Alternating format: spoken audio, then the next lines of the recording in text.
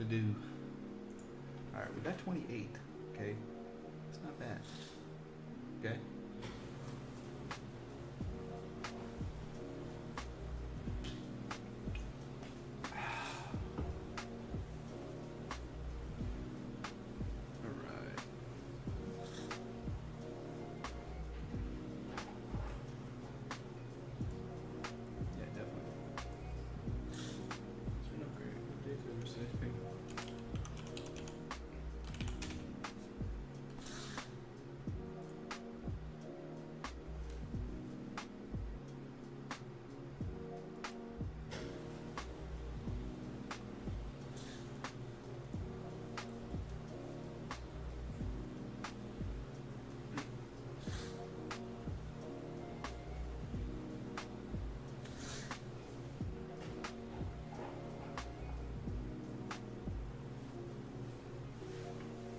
Bro, prices for this stuff is so crazy.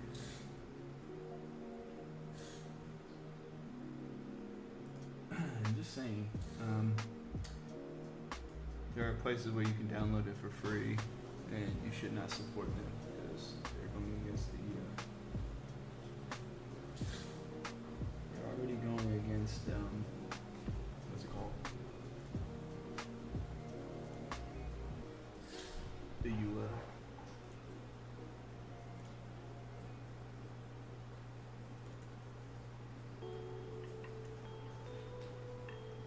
Excuse me.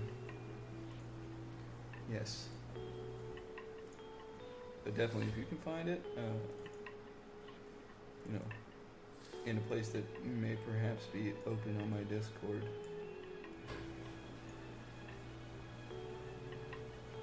You should do it.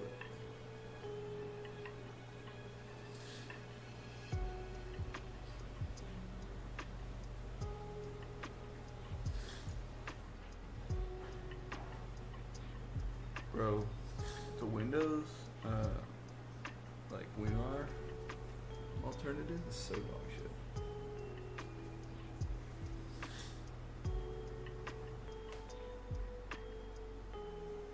No, we ain't waiting this one. Bro, 7-zip is like, no. 7-zip is like 10 times faster. Clean my desk off. Finally, get me to actually get everything out here.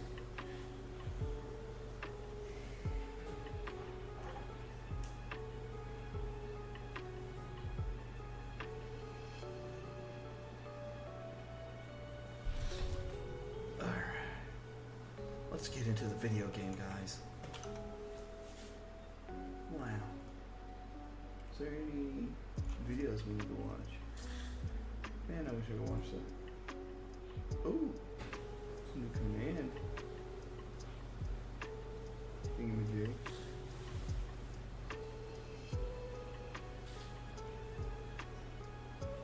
What's this, yeah?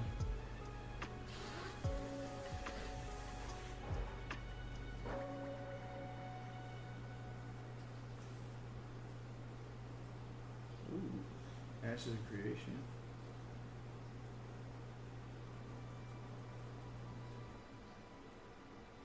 Maybe recursion. Okay, let's watch that. Interesting.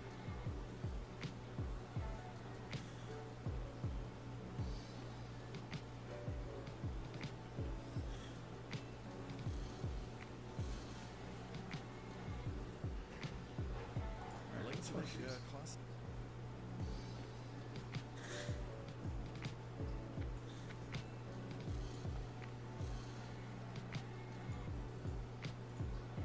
WoW will turn 5 years old. Can you imagine going back to day one of its release and telling someone where the game will be out right now? Yeah, so turns out we are going to be playing Cataclysm Classic eventually. You'd get laughed at by many. Back then everything was so heavily no changes. We want the original hardcore MMO experience. And then along comes TBC and Wrath and, Well, here we are. Or in regards to the Season of Discovery, imagine telling a Feral Alliance Druid player back then, there will be a future where people are literally begging for you to join their raids. You could have next to no gear and just auto-attacking cat form, but you have Wind Fury, so enjoy your permanent raid spot. Or telling Shaman players there will be a time in the future when they are playing the most dominant class in the game, whilst Warriors feel average in comparison. A lot's changed, that's for sure. What was that saying? You think you do, but you don't? We've even moved past that now, I feel like. We have had it, and now we want something else. Today's going to be a bit of a retrospective and thoughts type ramble video on the general state of the game as it currently stands on this big line going from Wrath to Kata, as well as seasonal servers, and of course the versions of WoW that most, but not all, have now left behind. But first, a quick word from today's sponsor, Boot.dev. Boot.dev is a platform that aims to equip you with the skills to forge a career in back-end development through interactive lessons and learning. Where it's unique is that it tracks progress and achievements, much like an RPG with goals, experience, and leaderboards. Boot.dev offers self-motivated individuals the tools to get fully on board with the Python and Go programming languages. It does this through hands-on learning, where you're going to be writing tons of your own code so that you can get a grasp of the fundamentals from the basics to more advanced lessons. On top of that, all content is free to view and watch in guest mode, and there's even a 30-day no questions asked refund policy. So even if you're just interested in checking out how Boot works and want to see more before you know if it's for you, there is very much an option to do that. Back-end development itself is a career with tons of potential, great earnings, often remote positions, and you can start working towards that today at your own pace. You can click the link in the description box and use my code WILLE to get 25% off your first payment for Boot.dev. That's 25% your first month or your first year, depending on the subscription that you choose. Many thanks to Boot.dev for the sponsor today. Let's get back to WoW. So I am a Cataclysm enjoyer. I've made a bunch of videos on the topic way before any thoughts of Cata Classic was ever possible. And even back then they were on the positive side and received a lot of positive feedback. But I also think it is where things start to noticeably change, and it's a time where WoW entered a new era, if you will. I've always put it like this: Vanilla and TBC and Wrath were the classics with their big talent trees, simpler gameplay, persistent old world, varied stats, and so on. Kata, Mr. Pandaria, and WoD were the progressive expansions. Blizzard had hit it big with this whole MMO thing, bigger than they would have ever imagined, and by 2010 when Kata dropped, WoW was over 6 years old. Time to do big updates to core aspects of the game, reworking talent trees, harder and more varied content, focus on collections, and trimming that which was deemed unnecessary out of the game. The third era of WoW comes along, and it's the most divisive one: the temporary power expansions, Legion, BFA, and Shadowlands. In these games we have our class templates kind of done basically, but we're going to be adding new stuff throughout the expansion to make them interesting. This started off fine in Legion. We were coming off the back of WoD and people wanted more stuff to do in the game, and Legion, whatever you think about it, had stuff to do. But people got very tired of this format by BFA, and in Shadowlands, people were absolutely done with it. No, you are incorrect. People didn't get tired of the format. People got tired of the shitty implementation. Because Legion had okay implementation. Good after it was developed a little bit. Battle for Azeroth had shit implementation. And like Shadowlands implementation was non-existent. Just horrible.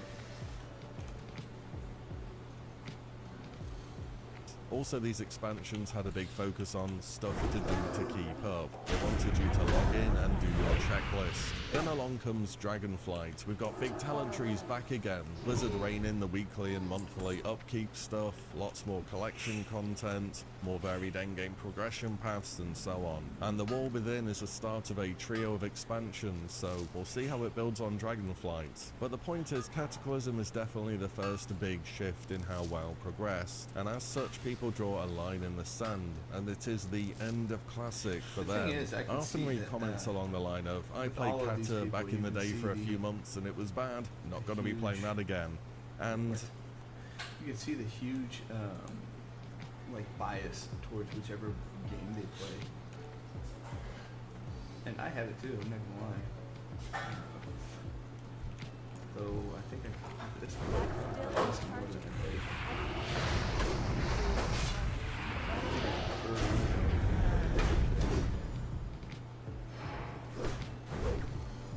well, is it time to feel old yet? Because Kata released 14 years ago.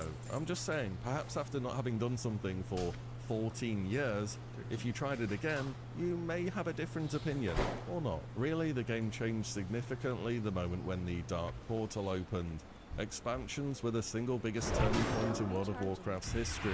Before that, there was no concept of an old world or old content. Everything was as it always had been. You'd have your maximum level players in Stormwind and Orgrimmar. Starting at level 1 would see you run into people all the time instead of just rushing to level cap to get to the current content. And honestly, there could have been a huge tornado in Westfall and the Barrens were split in two during TBC or Wrath, and I probably wouldn't have noticed because I just didn't have a reason to be there anymore. Expansions changed the old world a lot, but Kata came along and made it obvious. And when the change became apparent, it was too much at once for many players. And now I've replayed the original 3 expansions all the way through, done every raid, leveled every class, and, you know, played the game a fair amount.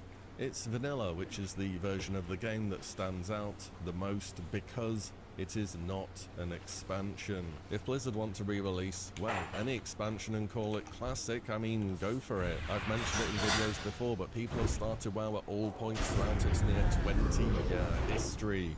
Not every expansion may have had the same growth, but each will have its own merits that a certain amount of people will want to go back and see. Classic can really be anything that's re-released as it was back then, so people can go and see how it was back then. Well, kind of anyways. This has been changing as Blizzard, as well as the player base, are getting more open to altering or adding to the current Classic expansion. I still reckon one day we're going to have Legion Classic too. And yes, this means SoD Classic will exist too. And we'll just blast through it in about 12 months or so. We can choose the pacing of expansions now after all. Was Classic But as Classic goes forwards into Kata and beyond, at the same time, Vanilla has started to grow in a completely new way. You know, it's no coincidence that Season of Discovery happened when it did, just as Kata's about to come out. It keeps those more traditional Classic enjoyers with something to go and check out. And Season of Discovery has done very, very well so far. You've probably seen the recent chart and sub-count estimates that have followed in its wake, and, well, Season of Discovery came out, sub-count line goes up. It just works. It was already going up. Clearly a huge demand for both vanilla content, as well as some changes being made to the game's base formats that people are really invested in. Season of Discovery has also shown us that the player base has definitely changed by and large on certain topics too. Nowadays we have mega servers that can fit tens of thousands of players, not these smaller tiny communities that people would always go on about back in the day. Turns out on an MMO that people just want other people to play with. We have gold that's much easier to get, it's faster to level and so on. Though some of these things do make sense given it's a seasonal server and everything. Of course, Phase 3's out now, raising the level cap to 50, and we'll see how this plays out. At this point, part of me does just want to get to 60 and see how our class's full toolkit is supposed to play with everything Blizzard's planned, rather than feeling as though some specs have bits missing just so we have something to get later on. But then when we're 60, we have to go back to raiding Molten Core, Nixia, BWL and so on. And the existing level 60 raids, if I'm being honest, were not my favourite. Maybe we'll get the Season of Mastery changes in the game though, and they'll be a bit more interesting. I'll give them a go either way. At Blizzard though, I bet they've got more than enough to do on the Classic team, between getting Cataclysm in a state where it's working, as well as developing new stuff for Season of Discovery, and actively having to work on things such as class balancing on a regular basis. I would still like to see a standalone Classic Classic server that adds new content into the game one day. Season of Discovery is definitely the closest we've got to a real Classic Plus experience so far, and given its success, I expect to see more to come in terms of modified vanilla content. But changing that commitment from seasonal to permanent is a big undertaking, and not without its own risks either. On seasonal servers, they can massively increase XP gain, give us Wrath of the Lich King and Beyond abilities, and just make us all feel overpowered. And it's not, in many cases, how the game usually is with the pacing of vanilla at all. But we can just brush it off and say, yeah, but it's seasonal, so whatever, just have fun with it while it's here. Would Season of Discovery have been as well received if it was presented as a full-on standalone Classic Plus server? Maybe, maybe not.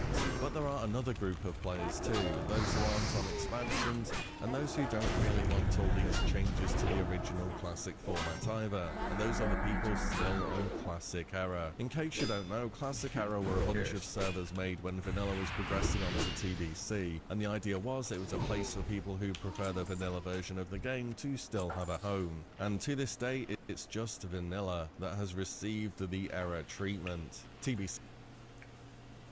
This is not. I don't believe that this is actually Classic Era. D did not get Era servers, and there appears to be no plans for Wrath either, and time is running out. And at first glance, it's not hard to see why. Classic Era was a disaster when it first came out. The servers were dead, and not in an exaggerated sense either. They were dead. There would be a handful of people online, if that, and auction houses at times have 0 items on. But it's grown over time. People have gone back to their old characters or sought to re-level in the old world without any new additions. It's not a huge population, to be honest, but it is consistent at least. And most importantly is that Era ended up serving its purpose, being a home for those who want a no changes classic. It just took a while for people to start missing it enough. And you know what? Hardcore servers would have never happened if Classic Era didn't exist. By the time the hardcore scene started to get really popular, we were in Wrath of the Lich King. People still have wanted to go back and play a hardcore game mode on Wrath servers with all the class and open world changes. A few perhaps, but it was that legacy of having challenging vanilla leveling that made people want to go back and undertake the challenge. And hardcore ended up being a pretty huge deal for a good few months. There's still a scene for it, of course. It's not like it's ever too late to start, and one day it'll probably have a resurgence because it's just always going to be there. And I've seen the odd sentiment here and there start to crop up about people missing TBC as well now. We're getting to that point where time has now gone by, but unlike vanilla, they can't go back. TBC's gone. If a big piece of Classic is re-releasing and preserving older expansion experiences, why are we once again leaving them in the past? That doesn't quite add up to me. And Wrath is soon to get the same treatment, including no Era realms. Like By the way, Ice Crown Citadel came out over 5 months ago and still has about 175,000 active raiders. If 10% of those people carried onto a Wrath Era server, it would have the same raiding population as Classic Era. And I don't know whether Blizzard doesn't want another hosting dead server situation, it being logistically difficult to offer different expansions or whatever it is, but it seems as only vanilla is the expansion, or version of the game I should say, that's carrying on. And no, I don't think segmenting the player base is an issue here. These Era servers are a niche thing to begin with, and for Blizzard, a sub is a sub. You might spend different amounts of time in different games doing different things, but somebody who subbed for Plunderstorm and somebody who raids Nax 40 on Classic Era are both subscribers. Overall though, despite me thinking as though the first 3 versions of WoW felt like a trilogy, keeping on releasing future expansions is kind of the point of Classic in the first place in many ways. I reckon we get to Legion eventually, but I'm sure there is a longer term plan, because at the end of the day, we're revisiting expansions at a faster pace than they're releasing, and over time I think we're gonna keep speeding up. Classic Era is an idea which I think works just eventually, and it's a bit of a shame to not see it for TBC or Wrath. I wouldn't play them personally, I mean even for Classic Era, outside of hardcore I didn't really play it, but I think think there would be a niche player base for them. I hope Season of Discovery and Hardcore as an alternative game mode have both made big impressions on Blizzard. Vanilla is the game with the biggest reach by a huge amount. It's the only pre-expansion version of World of Warcraft, and as such we can add content which builds on what exists, rather than releasing expansions and replacing everything. Though I am still hoping for something more permanent one day, but seasonal is a great testing grounds to see what works, and I've been super happy with it so far. I think given all the choices we have at the moment, Classic is doing just fine now, and outside of error servers not existing for old expansions being a bit of a shame, the future of Classic is looking very interesting. But those are just my thoughts at the moment and a few bits and pieces which I felt like talking about today. If you made it to the end, let me know what you think about the overall state of Classic in the comments down below. And thank you all so much for watching and listening in, and I'll see you on the next one very soon. Ooh, I got it. I got it. Oh.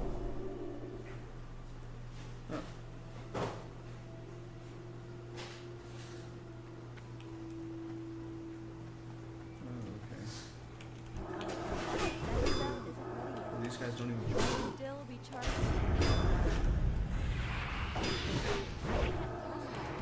If I had the divine storm right now, it would be chilling. Things I hate about him.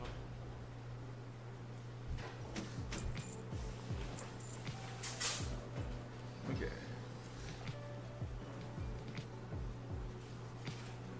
We go back to the area that we were just at. You wanna watch that? Season 4. Uh-oh. Alright, here's an Asma video. We are going to be reacting to some of his Twitter takes. Uh-oh.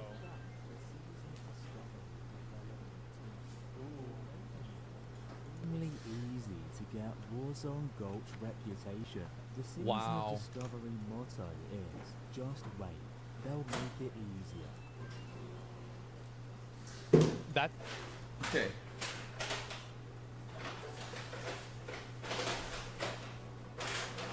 God, man, people that play this are so. I feel like people that like Classic are so jaded about the game that they cannot stop complaining. Like, even if it was exactly the same as the regular Classic, people would still fucking complain. Like, if that's what they said it was going to be, and that's what it was, it would still complain. It's so ridiculous. Like, we're gonna. I have something else I wanted to talk about too, but basically it kind of refers back to this. He's laughing at that joke, but then he's on Twitter complaining about the raid being too hard. And I'm sitting here like, bro, yeah, they didn't finish the raid the first day.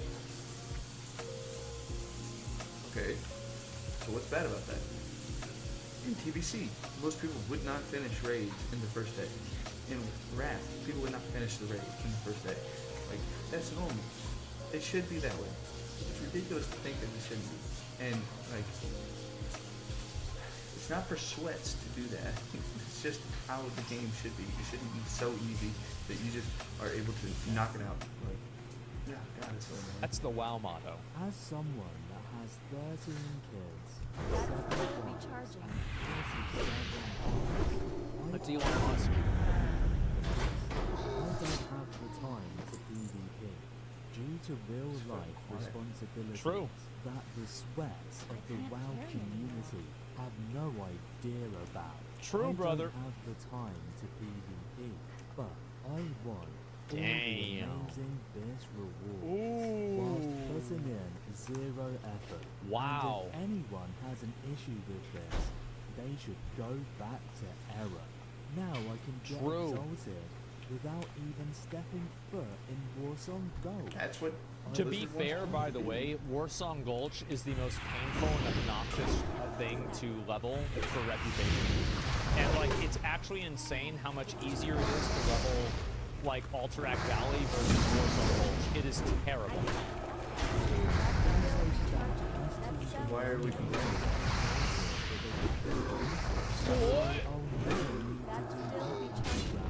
Oh, wow! So who cares if the battlegrounds die? I already have my best rewards. I'm gonna have an unpopular opinion here. I think that it's good that people have PvE alternatives to do this content, because that way you're not gonna have 5 stacks or 10 stacks or 15 stacks running into, you know, like random pugs and BGs and just ruining the experience for them. Because like this happened a lot in Classic WoW, where it was like if you saw like there was 7 people from the same server and they're running at like, or 14 people from the same server, like you really weren't about to play the game. You were just going to get farmed at the graveyard, and that was it. You were going to get 5 cap and you're dead. Introduced a way I mean, to yeah. skip Altrak Valley as well.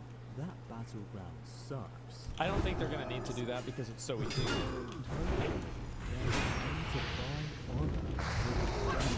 Level 60. Well, who cares if you can buy honor with gold? Where are you going to get the gold? Yeah, I want to be able to buy honor with real money. Yeah, just buy. I want to buy it with real money. What's it? Wow. I'm gonna look so good wearing that awesome gold tie.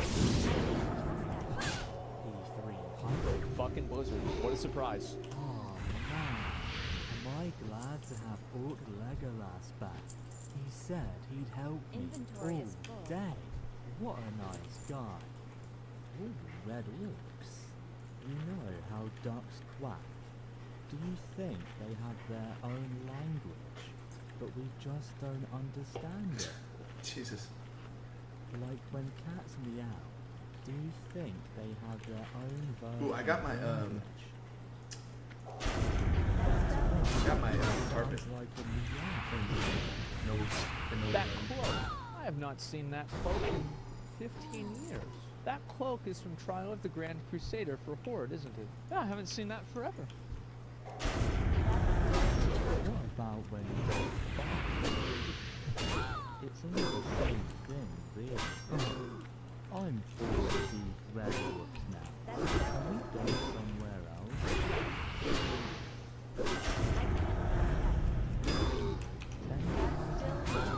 No. Better open up PayPal. 2,000. Wow. He's got a motorcycle. What? By the way, this was a really big thing that I used to do whenever I would sell carries in Cataclysm and the Mists of Pandaria, is a lot of the people that would buy carries would buy the carries because they were functionally brain dead, but they had a good job. So, or their dad had a good job. And so I would try to lead them over, because like I would sell bear runs a lot. That was like the main thing I would sell. And they would get lost on the way over to the bear boss.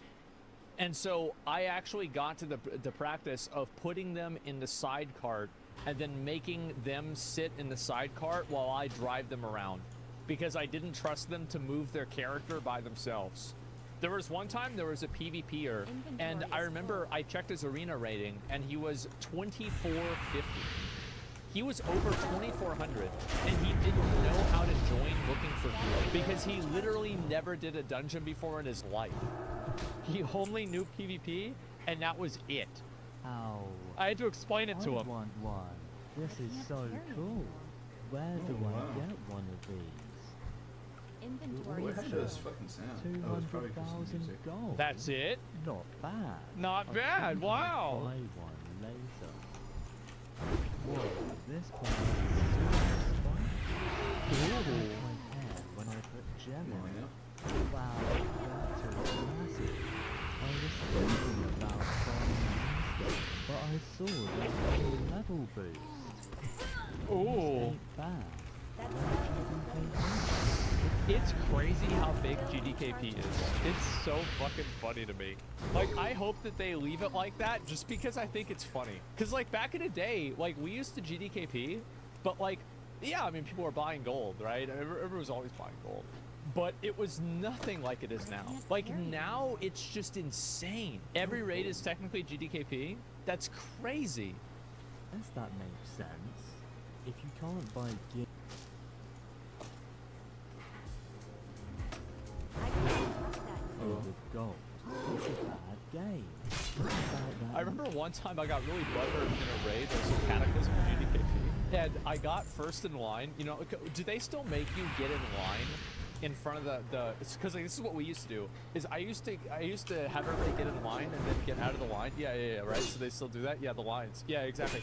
And so what I would do is I got in front of the line. I got in the middle of the line again. And then he wouldn't give me the gold again. And like I hated this dude so much because of like how bad the raid went. I started asking him, I said, I need to get paid twice for this because of how bad this raid was. And he says, you're not going to get paid twice. I said, that's fine. And I went to trade chat. I started spamming that this guy was a ninja looter and not to play with him. And then everybody was saying, like, no, he's lying. And I'm like, yeah, he paid them to lie. And like, I was actually just being an asshole, but I was so mad that the raid didn't go well. I felt like I had to do it. You're that guy? I was such an asshole.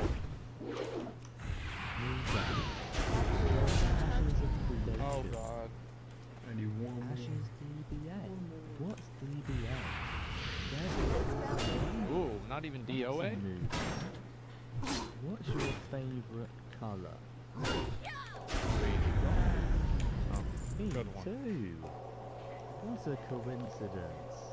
Damn, Orc Legolas is so strong. Wow. Look at him take on these big ogres. What's your favorite? Big food? ogres. Nice. That's What's your still favorite recharging. drink?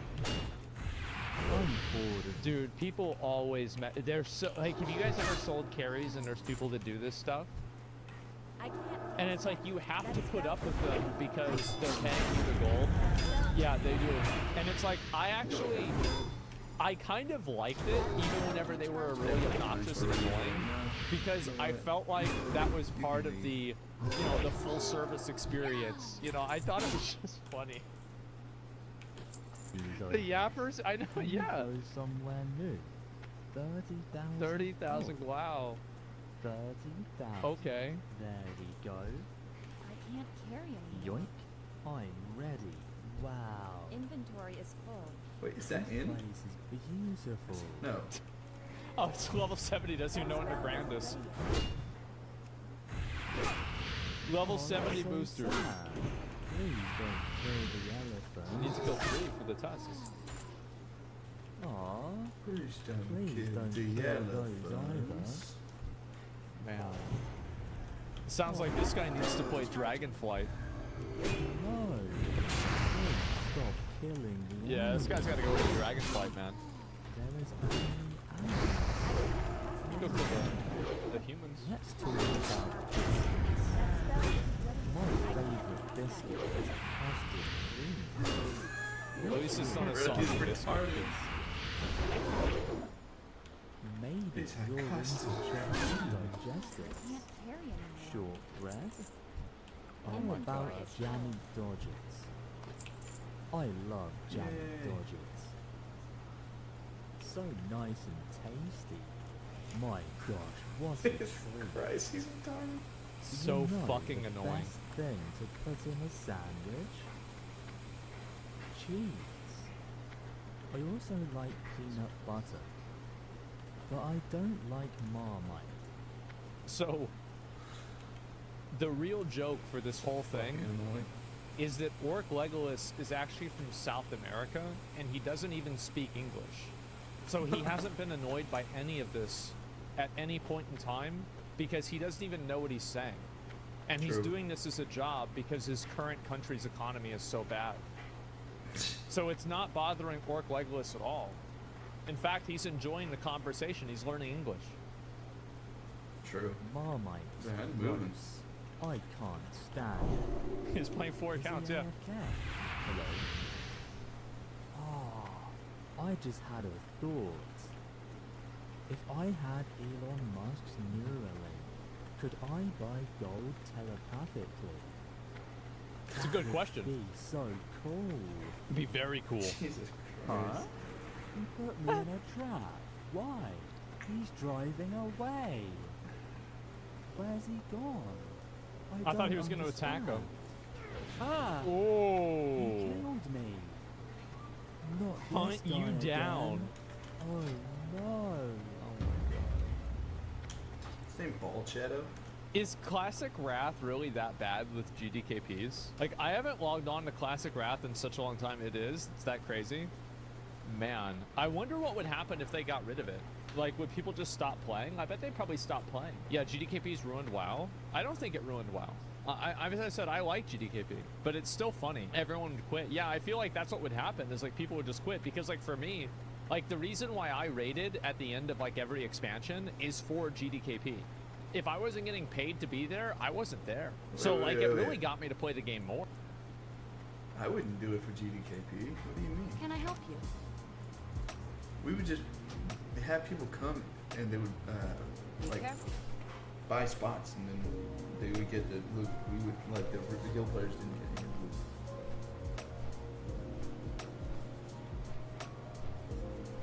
Like, we would run people through Mythic or Heroic, whatever they wanted. What do they pay for? Like I'm a GDKP enjoyer. I'll tell you that. I loved it. Where would you like to But, fly you to? know, I know some people disagree. I know they don't like it. The WoW token ruined GDKPs? No. Blizzard allowed the players to make GDKPs ruin the game. That's what happened. Because Blizzard thought that it was a good idea to not ban the people who are buying exorbitant amounts of gold and then trading it. And they've been doing this ever since Classic WoW. And so now in Wrath, nobody buys gold and really gets worried about like any sort of long-term consequences for it. So they just keep doing it. Yeah, a token had almost no effect. Yeah, I don't think it's the token. I think it's people that are buying it there. You just admitted it ruins the game. Yeah, well, I think it does for some people. So here's my logic with why I don't really mind GDKPs a lot, is because if GDKPs are so bad that they're ruining the game for everyone, then why isn't all of those people that are having the game ruined for them collectively not getting together and making their own groups that aren't GDKPs? I don't understand the logic to this. Because if you think that this is ruining the game for so many groups of people and so many people are unhappy about this, then wouldn't it logically make sense that there would be a large group of people that were displaced by GDKPs that could decide to play with each other? But you know what I think the truth is that it's players that want to get carried, and they want to get carried and, you know, like roll on gear that they shouldn't be able to have. And that's why they're complaining, is because GDKPs hold them accountable. And they have to pay for it now instead of getting it for free. No. Let's watch this Marcellian Online video.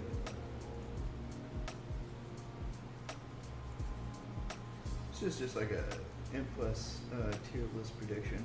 Is on its way, and the melee meta is up for grabs, up in the air. We don't know who's going to be who, but we will predict who's going to be S tier, B tier, A tier, C tier, D tier, Z tier by using speculation and some data analysis. Well, actually all of the data from the first weekend of Mythic Plus. And it's mostly going to be wrong. Well, I don't think mostly. There's a couple of ones that I'm pretty sure they belong where they will end up in the rankings, but people really want to know where their spec is. So let's hop in with Arms Warrior. I think Arms is going to land itself all the way into A tier. No fucking way. Really? It's getting the Season 1 tier set, which brings back Cleave, giving it, I don't know if it's overall, because we cannot math one tier set against the other, right? We can kind of speculate, but it's essentially potentially giving it more AoE. Now that could be a problem for single target situations, and considering that most people on the PTR are doing fortified keys, because fuck tyrannical, Arms is doing pretty well so far, and I have played my fair share of Arms, and in AoE I fucking slap, but in single target it's a pain. It's so much of a pain that I legit hope that Blizz kind of buffs single target for Arms a little bit in Season 4, otherwise it's going to be very sad.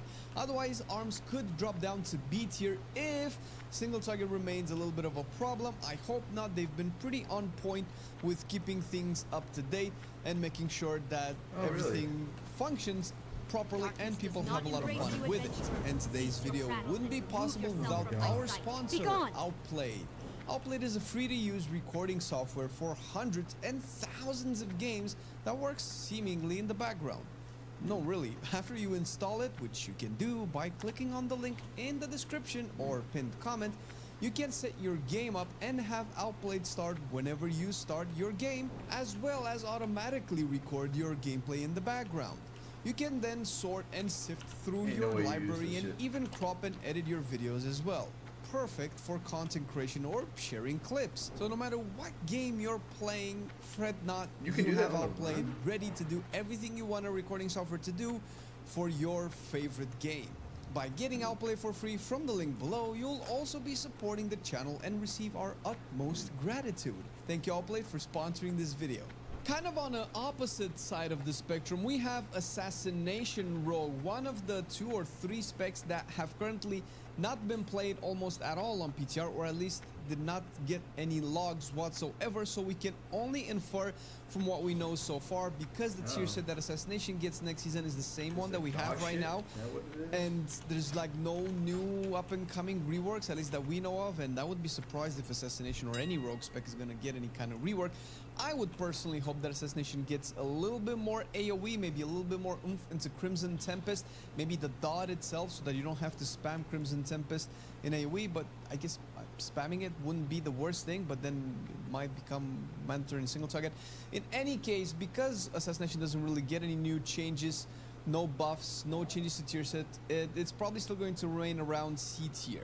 Now, C tier, currently in the current understanding of the meta, that means it's clearing, I think it's 29s and 30s at the moment, Assassination, or at least very close to that point. It is, unfortunately, one of the weaker specs in the game in terms of overall keep pushing, but it is doing really well, because you have to remember that if we take everything in the context of the season that we have right now, all specs are actually doing really well. Sure, you have S specs and F tier specs, because there has to be kind of like a difference, otherwise things are boring. But even the bottom tier specs are like 2, 3, at most 3 keys difference between the top at the end of the season 3. I don't necessarily see why season 4 would be very different. Sure, we have different dungeons, sure we have different gear, kind of, Well, right? We have access to Assassination's essentially always every boring. piece of gear. That would probably change the spec's performance by at most 5%, I would imagine. But then again, you know, we have high level scaling as well, which can change. But unfortunately, I don't really see Assassination rising any higher than C tier.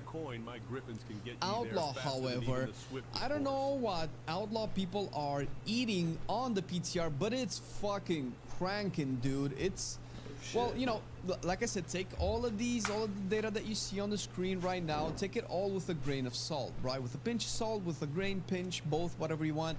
Because, you know, it's just a couple of people logging. You can see like massive difference between certain performers that are just cranking 400k overall DPS and plus 10s, which is nuts. And other people that are, you know, struggling to bypass the tank. But Outlaw is consistently cranking. Outlaw is essentially a really good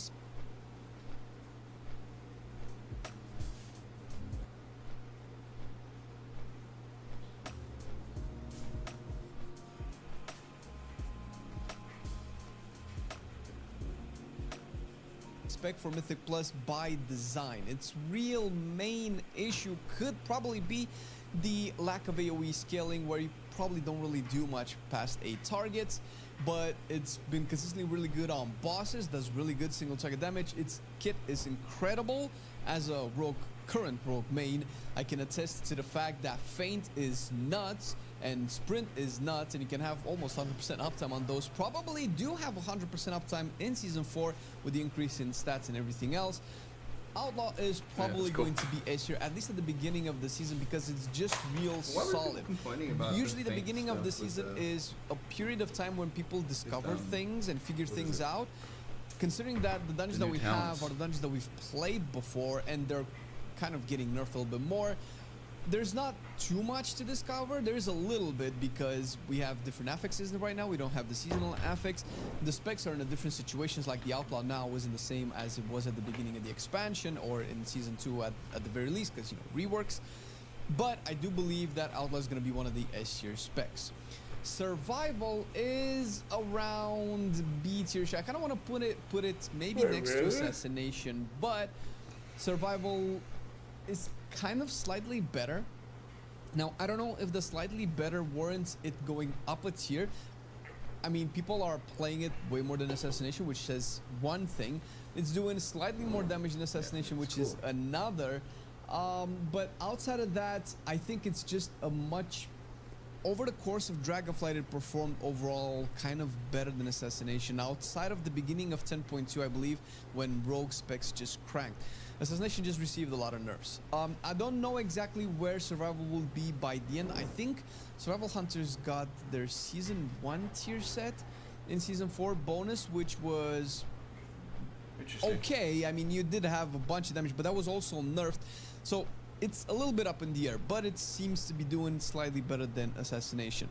Enhancement is kind of like a wild card, because I want to put Enhancement in A tier, maybe close to B tier. It's been a consistently very good performing spec over the course of Dragonflight, and in Season 4 it retains the current version of the tier set, which is very consistent.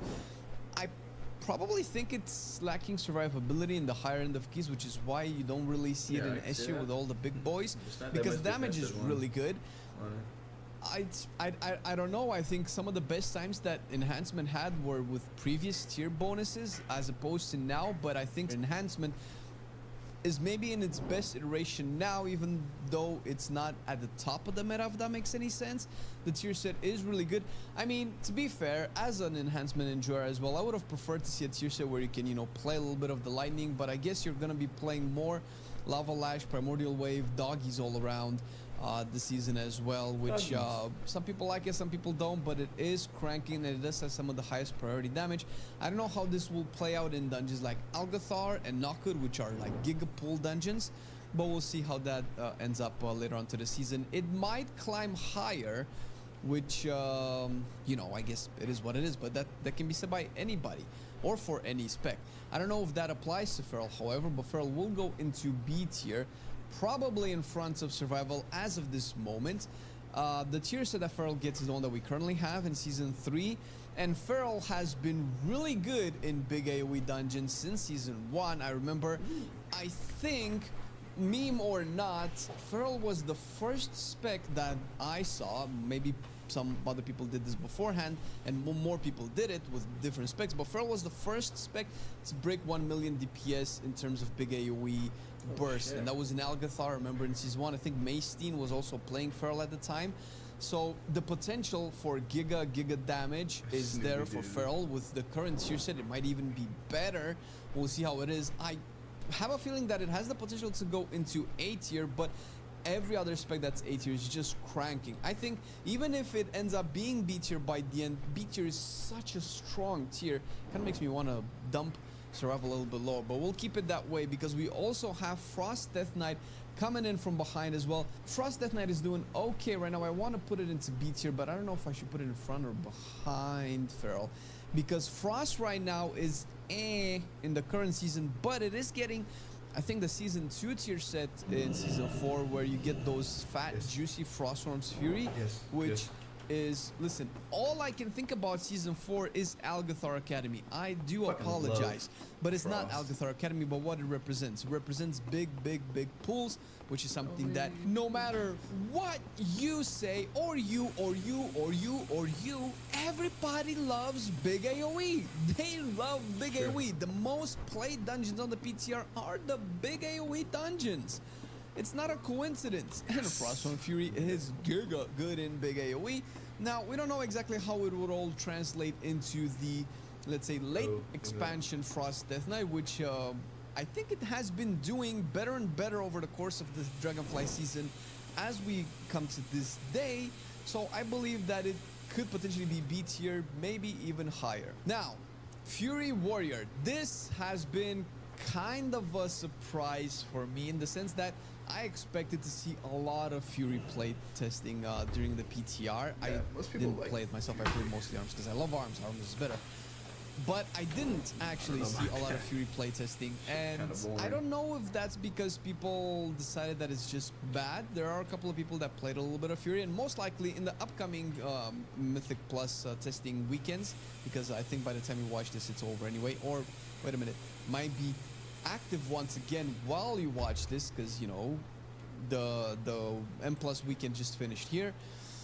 I mean, Fury is getting the Season 2 tier set with a Giga Fat Crit Bloodthirst, which was a good time for Fury. I think in Season 2, Fury was a little bit better overall compared to the rest of the meta than it is now. But I feel like it might not just hold a candle that much. I feel like this season's tier set is... I mean, Odin's Fury could have just been way better in Season 4. Maybe. Maybe not. But Fury is what it is. I don't think it's gonna... I'm probably gonna put it in front of B tier. It might have a slow start, because that's kind of how Fury usually is. It might have a slow start, and it usually overtakes ARMS. It hasn't. Weirdly enough, so far in Season 3 rather, it used to be better than ARMS in almost every other season. But in Season 3, it is not. It is getting a different tier set. So we'll see how that plays out in the end. But I think B tier is safe for now. Havoc is also kind of maintaining its position. I'm not impressed by the performance on the PTR, but it's most likely that the top Havoc players are probably maybe didn't play or log their PTR runs, which could make the spec way better than it shows. I'm gonna put it into A tier because I don't really think it's S tier material currently either. And we're likely not going to see major changes to Havoc Demon Hunter going in Season 4. Alongside Rogue, it has been the class, or in this case the spec, that has received a rework in 10.2. And it's been pretty good. I mean, it exploded at the beginning of the season. I don't remember if it got nerfed at all, but right now it's not like overpowered. It does really well, but it's not consistently S tier. And that's not necessarily because it's lacking damage or anything like that, but there are other classes that deal very high amounts of damage that bring a lot more to a party than what Havoc does, considering that most people play Vengeance when pushing content as well, and the best things that Havoc would bring are brought by Vengeance as well, so you really don't want an extra Havoc just for that. And if you just want damage, you can bring an Outlaw or a Red that can add a lot more other stuff. And speaking of, boy, oh boy, Retribution Paladin cranking alongside Outlaw Rogue. What a time to be alive. I actually believe that Red will be S tier. At the very most, it will drop down to A tier by the end of the season. I don't think it's going to be any lower than that. I would be surprised, and it would be a fun reaction to this tier list whenever we do it in about, I don't know, maybe 2-3 months. Probably a little bit before or within launches, the pre-patch anyway. But I believe Red is really strong. Currently, it's an S tier spec, and it's been long in the making. Red Paladins deserve their spot. It has an incredible toolkit. Well, it always used to have an incredible toolkit, but now it actually has really good damage, and most of all, really good single target damage, because Red always had explosive AoE that was really good, competitive with some of the best, but now it also has really good boss damage by just playing pure AoE, which is great because not a lot of specs do that. Outlaw does it, and that's also why Outlaw is the S tier alongside Red. And I believe that these two buddies will remain there as maybe the top dog melee DPS specs in Season 4. We'll see if I'm wrong or not. Subtlety is in a similar situation with Assassination. As of recording this video, there are no logs or data on Subtlety for the current version of PTR testing, so it's very hard to tell exactly how Sub will play out. However, if I'm not mistaken, the tier set that Sub will get next season will be the current one that we have, and after the rework, and unless Sub is getting some buffs similar to Assassination in terms of its AoE, it's probably going to be a niche spec. You saw it, I believe people played it in the MDI, which is okay, but that was because of its nicheness. It doesn't have consistent damage like Outlaw does. It actually probably doesn't even have as good of a damage profile like Assassination does, but it's less restrictive, let's say. Subtlety Rogue, that is. And since it's good right now, it's not, turning any heads, I'll put it around B tier. I kind of think Subtlety is overall better than Survival. Data doesn't seem to indicate that, but maybe I'm just putting my hopes into Subtlety because it is the spec that I'm currently maining. Haha, Smolder on progress. But we might see more buffs. I am actually expecting buffs to some of the bottom specs here, which would obviously change the prediction, and you might think that I should consider might see more buffs. I am actually expecting buffs to some of the bottom specs here, which would obviously change the prediction, and you might think that I should consider the buffs in the prediction, but maybe I want them to continuously be down here so that maybe the devs can be incentivized to, you know, buff them a little bit. Hey guys, these are fun specs. Can we get a little bit of a buff? Thank you. True. Unholy is a different story. Now, Unholy in Season 1 was particularly strong, but awesome. due to other factors that it's not currently having anymore, I believe there were very OP trinkets, the puzzle box specifically, that was actually 10-15% of Unholy's damage or something like that, or contributing to its damage. I might be wrong on the exact number, but it was turbo strong, and it was better than, I don't know, 20-30 eye level difference in other trinkets. It was just crazy. It was nerfed, so I don't know if the nerf is reverted or if the strength of the trinket will translate differently at about, I don't know, 528, 530 eye level that we'll have in Season 4. But Unholy right now is cranking in the data. And we're gonna have way more AoE dungeons, way more AoE focused dungeons, because, you know, we're going away from the Murazon's Rise and the... More than you would think Red. Everbloom is big AoE, but it depends on the affixes. But I do believe Unholy has been performing really well in the pure Dragonflight dungeons in Season 1 and Season 2, and since that's what we're getting back in Season 4, I think that's a very good place for Unholy to be.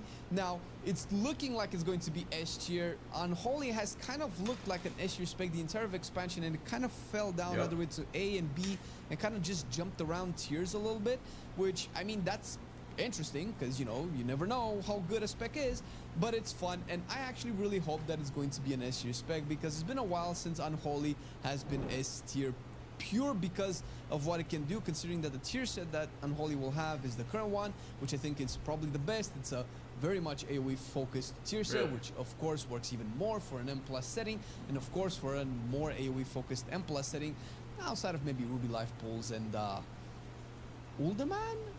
Maybe we'll see.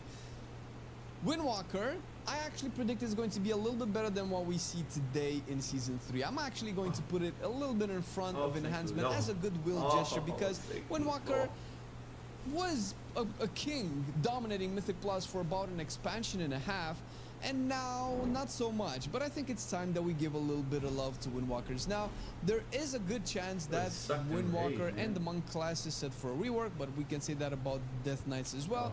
I don't think that's going to happen in Season 4. However, Mistweaver received a couple of new talents. I don't know if the same thing will happen to the other Monk specs, particularly Windwalker in our situation.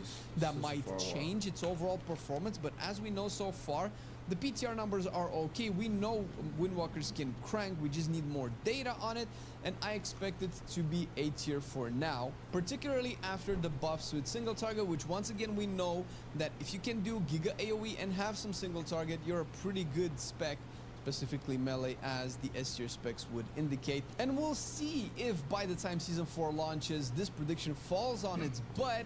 And if it does, or even if it doesn't, we're still gonna have a video confirming or denying or just talking about the overall predictions. And once again, thank you Outplayed for sponsoring this video.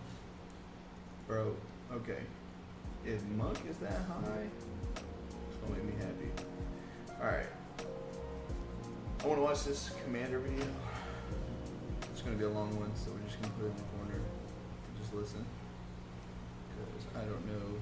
It's the new commanders from the Outlaws of Thunder Moon.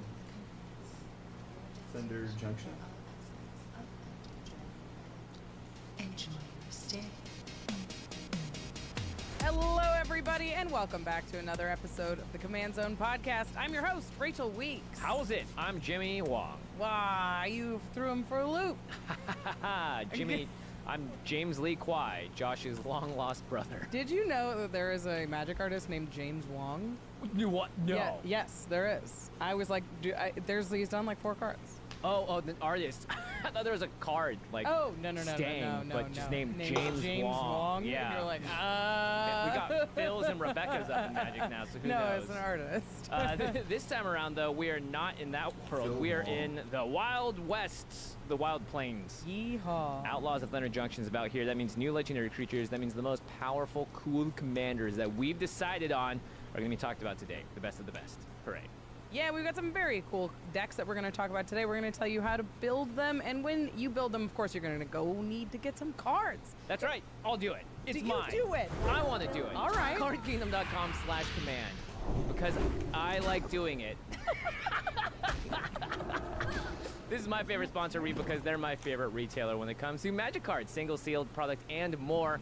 We don't talk about this enough. They have a buy list. If you are looking to trade in old cards for new ones or just get money for them, CardKingdom.com will take them off of your hands and give you a great deal on in-store product, or you can just get regular value for your cards. So CardKingdom.com/command not only has that, but also single sealed products that get you the cards that you need in one convenient package. I want to play this hobby for a long time, so sustainability is a part of it. And trading in cards when I get new cards is a great way to keep up my hobby while also keep my collection as big/small/medium sized as I want it. And Card Kingdom gives me all those options at CardKingdom.com/command.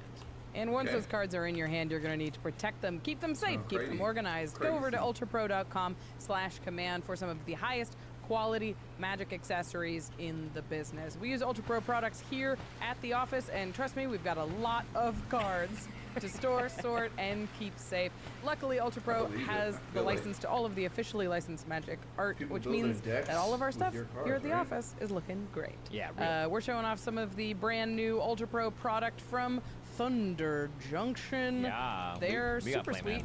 playmats. They have a real vibe. If you're building the cowboy deck, you kind of need the cowboy playmat and the cowboy sleeves and the cowboy deck box to go along with it. Yeah. Is a real vibe to this set, and Ultra Pro can really help you bling out your playmat and all of your accessories so that they match. Plus, they've got great deals. They've got flash sales that happen all of the time. If you're like me, where you are just like, you know what, I've got 4 decks that I'm working on right now. I need 4 boxes, and I need 4 sets of sleeves, and I probably a new Pronto. binder. Why not?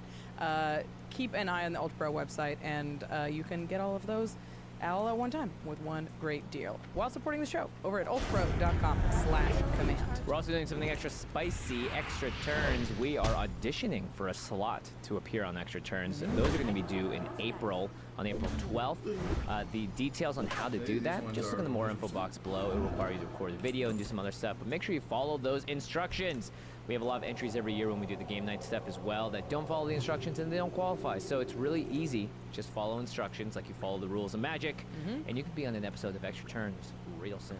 You do have to be a patron to apply, so if you're a patron already, great. Thanks for supporting the show. You can audition right now. If you want to audition but you're not a patron yet, go to patreon.com/commandzone and sign up today. You can audition right away, but make sure you get it in before that deadline, April 12th. And let's shout out one lucky patron. They get all these cool perks, including auditioning for Extra Turns, Bruh. but they also get shouted out every episode. So this episode is dedicated, Dedicated to to RJ Conley. RJ, you rock. I think I just packed up a Kickstarter for RJ. The Yeah? name seems really familiar, yeah. So thank you, RJ, for supporting. It's okay. Okie dokie. So, Rachel, how do we do Commander reviews now in case people are missed out? So they release a lot of commanders, a lot, all the time. do. There's more Yeah. commanders. So these days that we have been whittling them down to the select few that we think are going to be the most popular, the most powerful, the ones that you're most likely to build or most likely to play against. And we put together a list of 12 commanders from Thunder Junction that we're going to talk about, and some of the supporting sets. Some of these are going to be from the Commander Precons. Some of these are for the supporting set. There's like a set that comes in the list slot that was going to be an aftermath thing, but now is in the it's in the play boosters. It's confused. just not in the main set.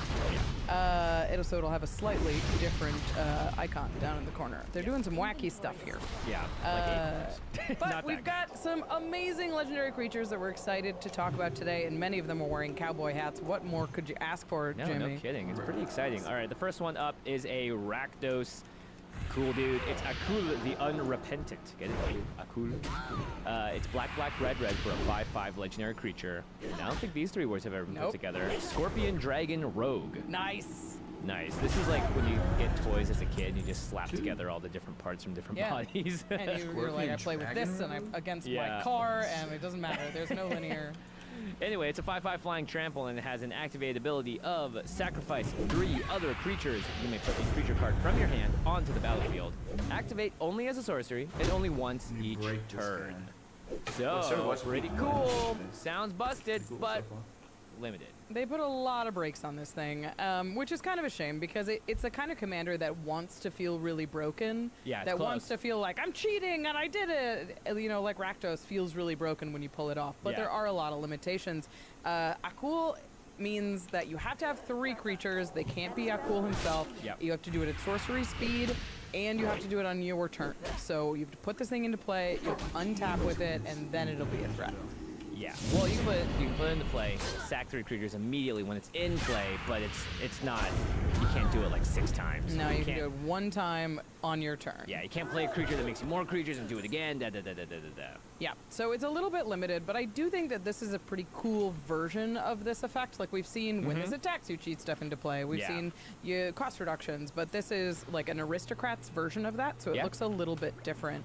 The first step, of course, is going to be make some fodder for Akul. You're going to need those 3 sort of throwaway creatures, and I think you're probably going to want them before Akul comes down.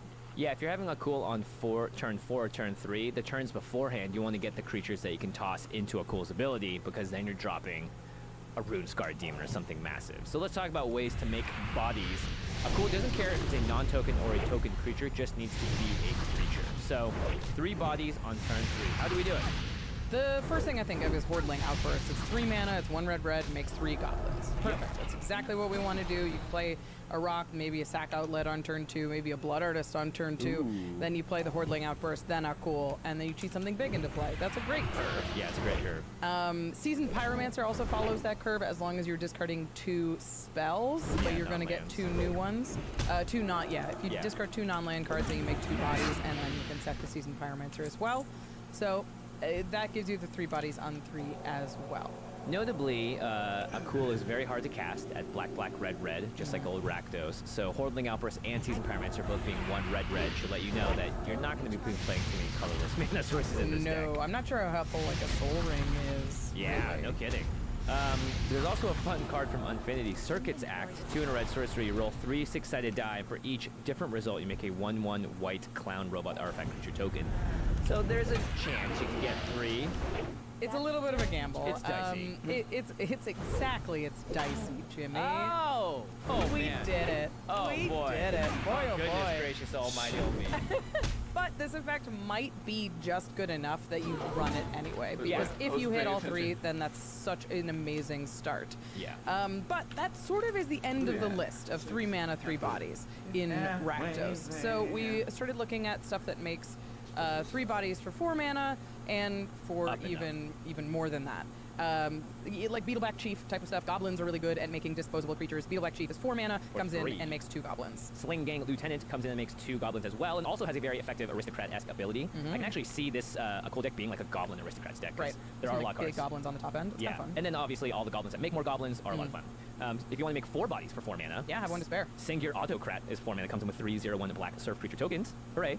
And then Chittering Witch, as long as you have 3 opponents, you get to have 3 1/1s with the witch that comes in. And then you want to make 4 bodies for 5 mana, you have the old Siege Gang Commander. Which, again, if you're doing the goblin version of the deck, maybe cool. And then Tavish Zot, I just realized, could also do it as a planeswalker, kind of. Makes 2 bodies. Tevis that works. I mean, you could even do the 5 mana one that's like when you cast creatures, you make thralls. Oh, yeah. I always forget his name. His name is Endrick Sar, Master Endrick Breeder. Sar, Master Breeder, indeed. Would be really good in this deck because you can cast your Akul, make 4, and then sack them as soon as they come down. But that's not the fun part of this deck, the fodder. The fun part is the top end. What are we cheating into play with our 4 mana commander? Big, scary children. Yeah, and this is a tricky spot because a lot of the time I think you're like, I want Eldrazi's, but without the cast trigger, because you're just putting them directly into play, this doesn't feel quite as good with Eldrazi's. Yep. And because they can't attack right away, they don't have haste, you don't get those attack abilities either. Yep. So You're red, so you have ways of doing that. giving them haste? But I think once you're like, okay, I need to put out this to do this, it's like you're It's a getting lot. past what the deck wants to do. So I focused on big things that had ETB abilities. Okay, I love that. So then you get them into play, you get some value off of it right away, no matter if they, answer that threat right away. Yeah, there's a good chance that after you play a cool, everyone's gonna go, cool, I have 1 removal spell, I get to use it right now. So you want value out of the thing that comes on value. For sure. Archon of Cruelty is the biggest bang. Status has a great ETB, has a great attack trigger if you do get that haste enabler going. Yep. Abhorrent Overlord's great because it gives you a bunch of 1/1 black heartbeat creature tokens. So should a cool stay alive till the next turn, you gotta go all over again. One I like because it has haste is Bladewing Deathless Tyrant. Right. This is a dragon skeleton flying haste. When it deals combat damage to a player or planeswalker for each creature card in your graveyard, you make a knight. And then it's a 2/2 knight with menace. So this one is going to require, it's probably going to be the second activation. You'll have stacks of stuff already filled up your graveyard. But it gives you a hit right away, and it gives you those bodies when it does. Yeah, and you're probably playing looting effects already. You probably have the anger package going on, so you can get some stuff Yeah, on I would that. think so. And I then keep in don't know mind, if we want to watch this on stream.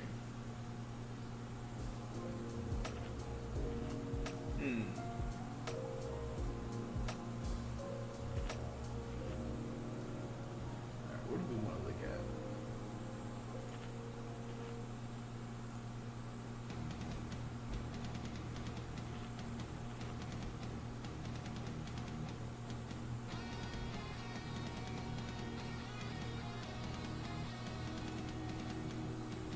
Alright.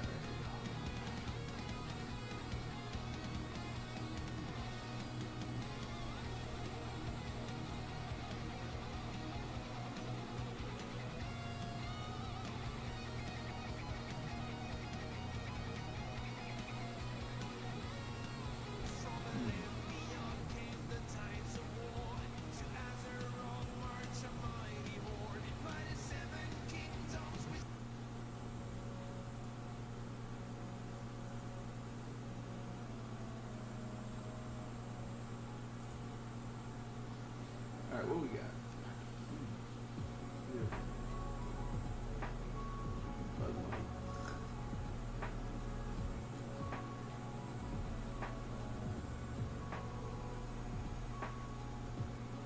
Okay, here we go.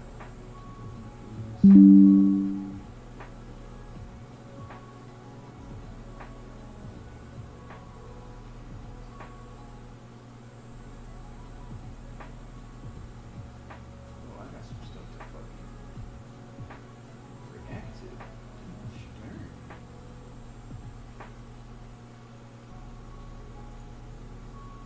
Alright. Inventory is full.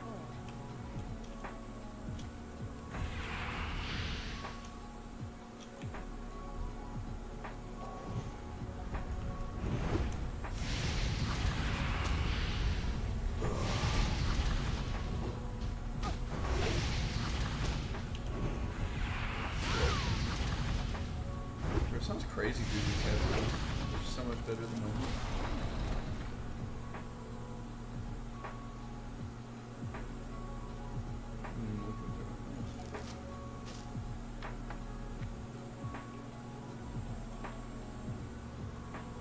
It says lifeless stone. I think most stones are lifeless.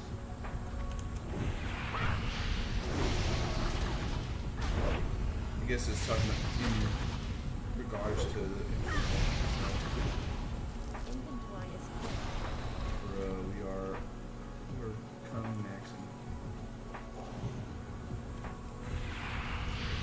Still be charged.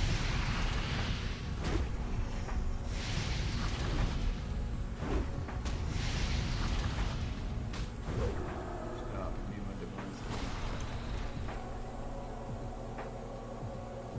Holding me back.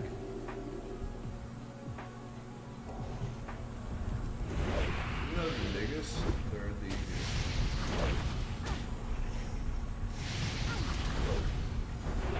I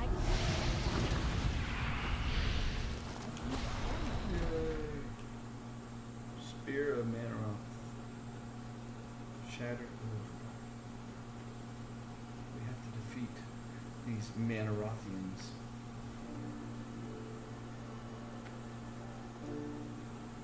When we get to a flight, we will react to these things on Twitter. Also, guys, I need more people to follow me on Twitter, so go follow me on Twitter.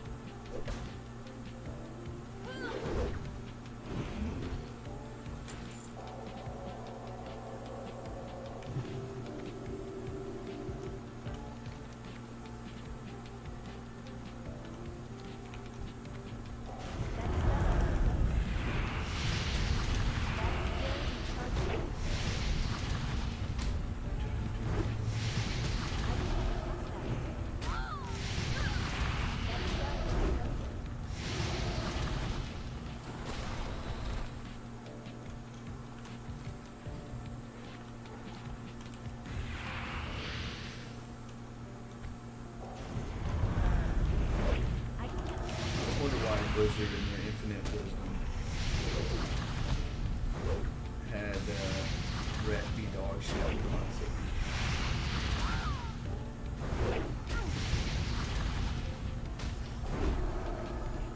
Inventory is full. We wait for our food and drink. Dude, my cat is just asleep. My wife didn't know him.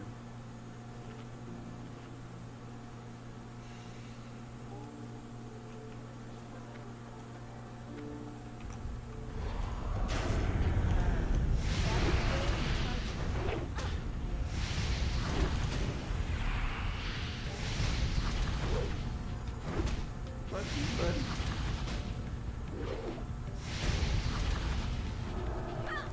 Can't carry it.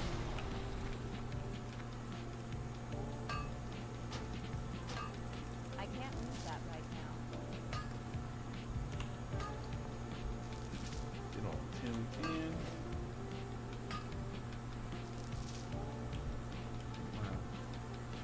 Wow. We're cock maxing right now.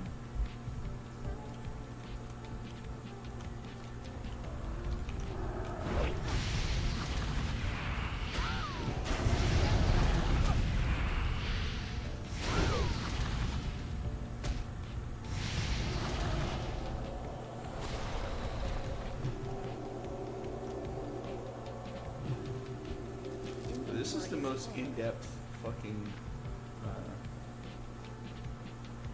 room that I've done so far.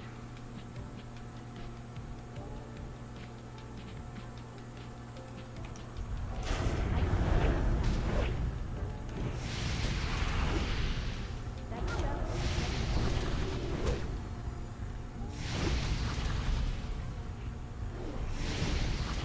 Can't carry it.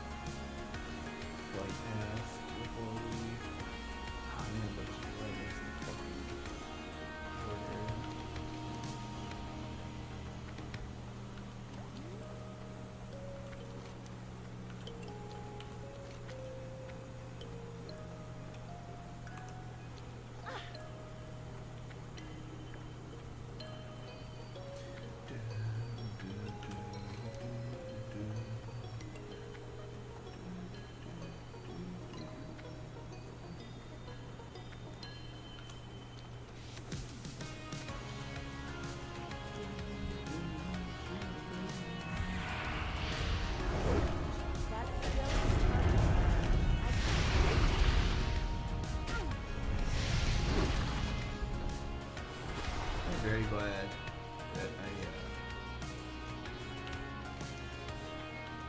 updated my fucking gear.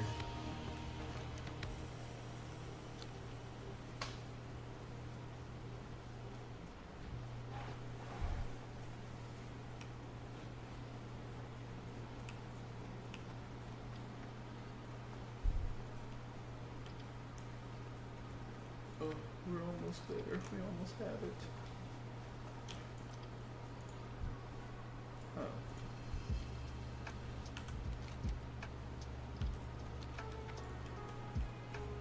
Probably these guys. That's still recharging.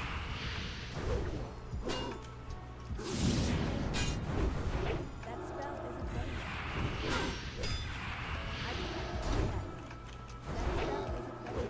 That's still recharging. I can't use that yet. Weaklings. Why do they run away in fear? I thought orcs were all for honor and shit. You're not honorable if you run away. Look at this.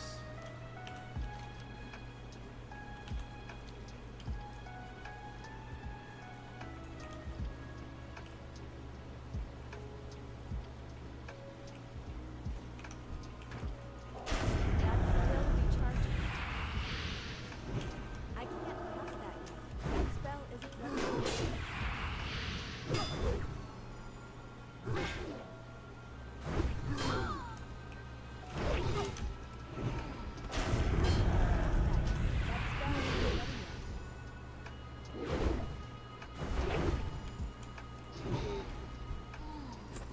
Weakness.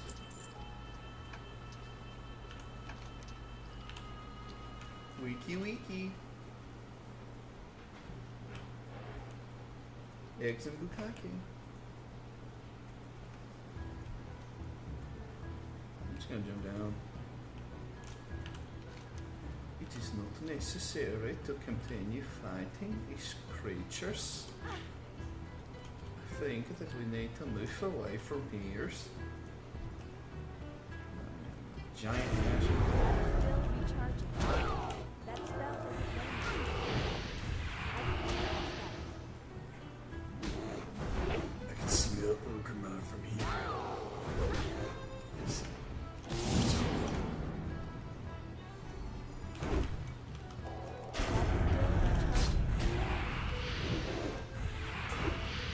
That spell isn't ready yet.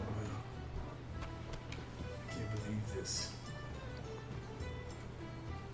Oh, an orb fragment. We burned it. Finally. I can tell my mom what I do. I'm a ride or die kind of chick. It's man.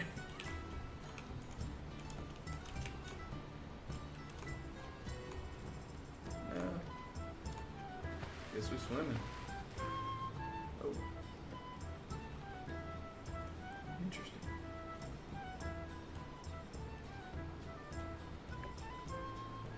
Oh shit. Oh man. Are we fucked? We may perhaps be fucked.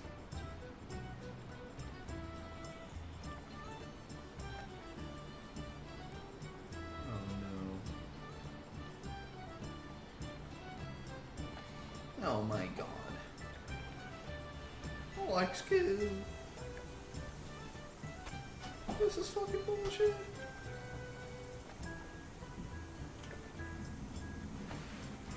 South Furry River?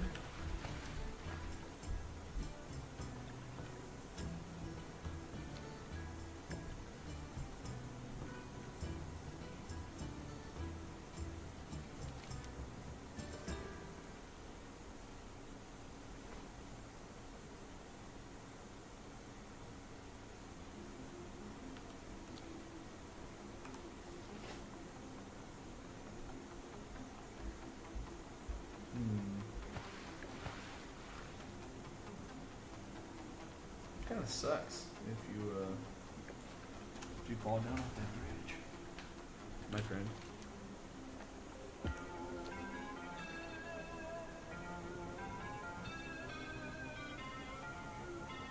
There's like no way to get up.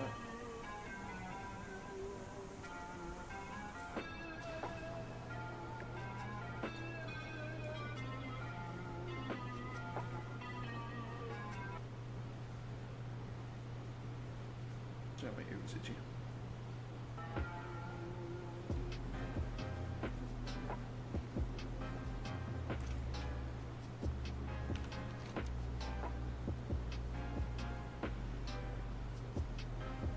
Cold shredder base.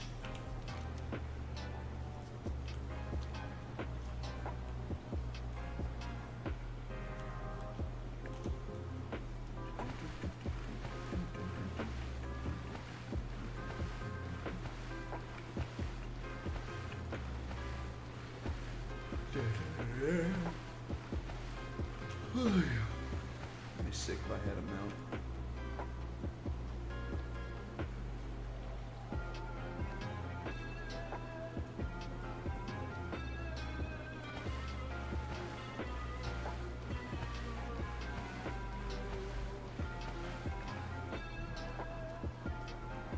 Ain't no way you're swimming with it on, man.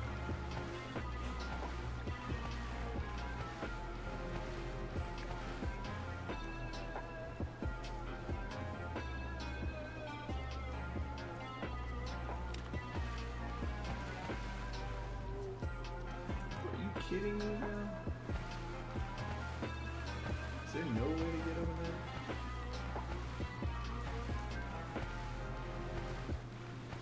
Bro, am I gonna have to fucking hearth? Really don't want to hearth.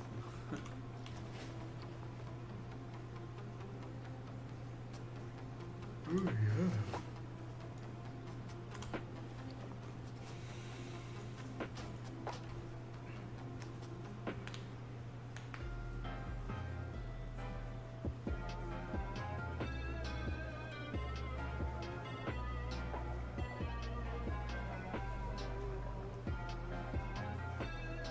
Oh my gosh, this is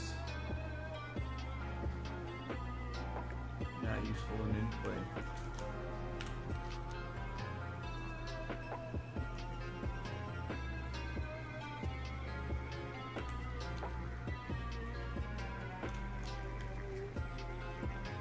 Well, I guess we found out that this river is retarded.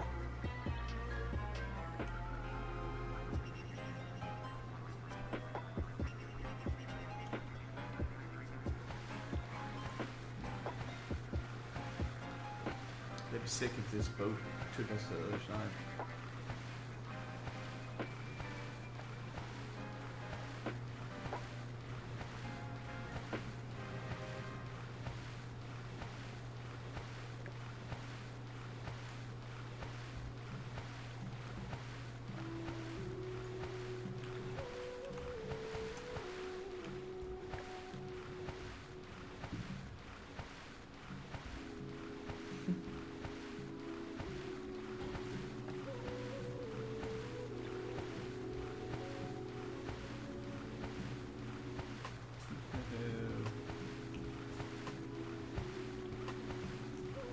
Damn, that fucking really sucks.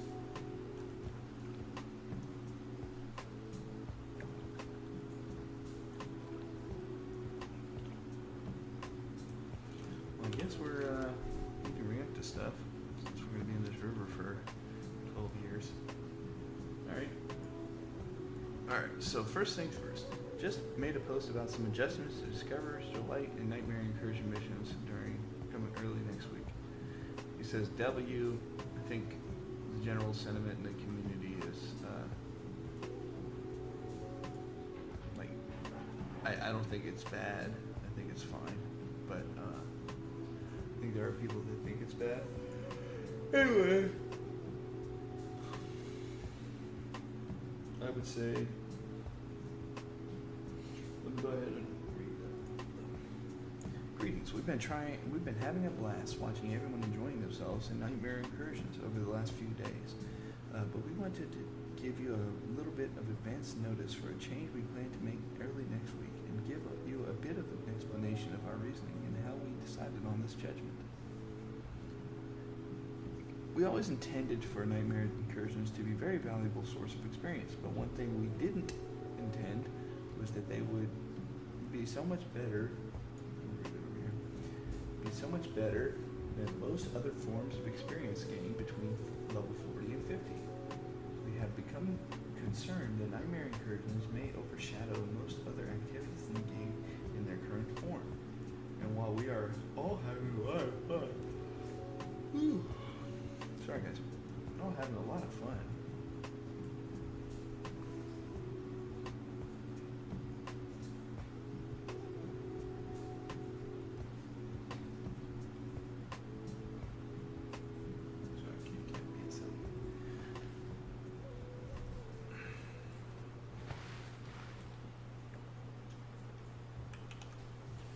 As a result, we will be making. We intended for game between 40 and 50, which is like the worst bracket of level in general, vanilla. We have become concerned that Nightmare Incursions may overshadow most other activities in the game in their current form. And while we are all having a lot of fun, we'd hate for folks to feel like they need to entirely eschew the rest of the level 40 to 50 level of content for the entire page. Okay. I don't think it matters. I think it's fine. I think anybody that's complaining about Season of Discovery, I think it's fine that there's a different way for people to level. And I think it's fine that it's better than the other ones. As a result, we will be making an adjustment on Monday to increase the magnitude of Discoverer's Delight XP buff.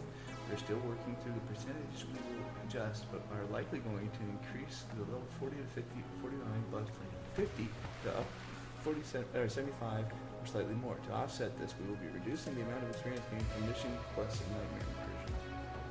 I don't think you should reduce it. I think you should keep both. Do both.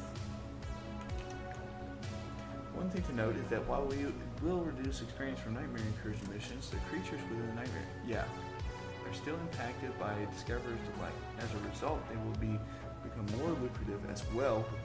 That's true. I didn't even think about that. Because actually, the majority of the XP I was getting when I was soloing the removing group yesterday,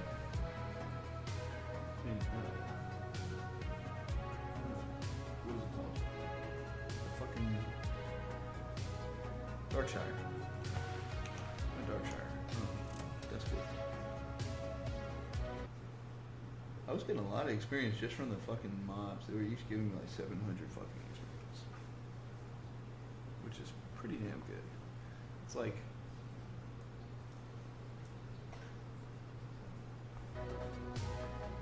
what is that? Like I would only have to kill 50 of them to get a level here. A level 28. It's pretty good.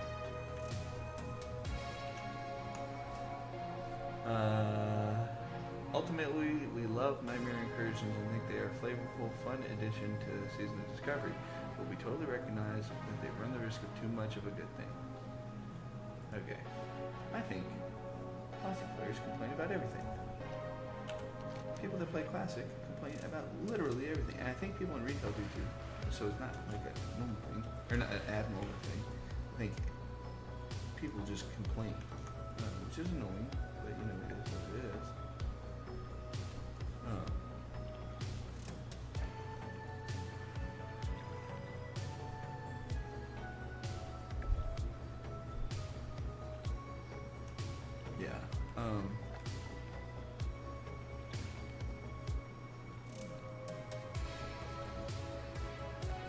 I think it was fine, but I am glad that they buffed 40 to 49 because, you know, I am not really a fan of the speed. I like the journey in Classic World, but holy shit, it takes so fucking long. And don't nobody have time for that shit. Like, I want some meaningful rewards.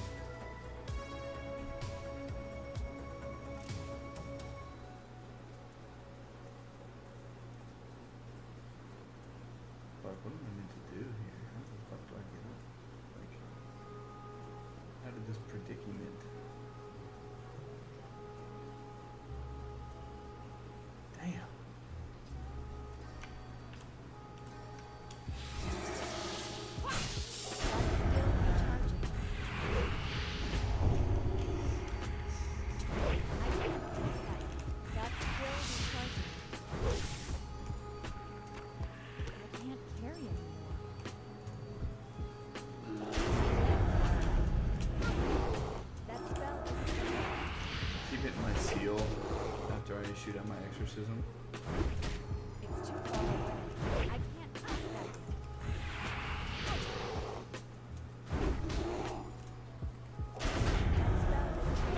That's still recharging. Inventory is full.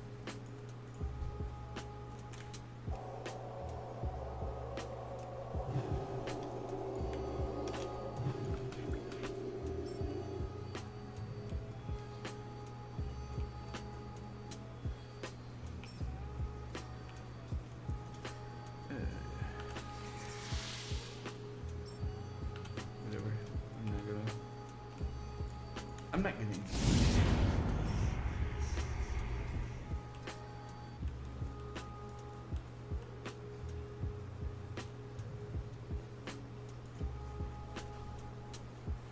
All right.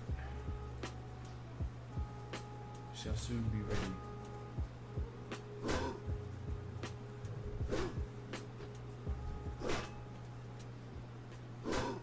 Oh, it's stealing 8. Oh, it's stealing 18. Yum. Okay. My this retribution war.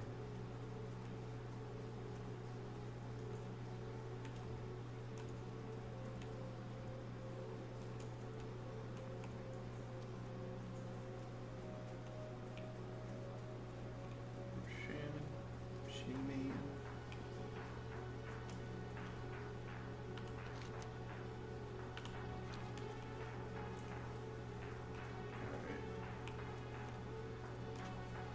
I could walk through this. I don't think we're gonna.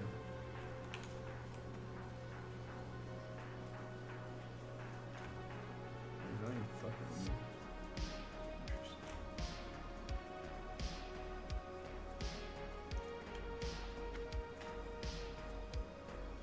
Hey, that's better than them fucking with me.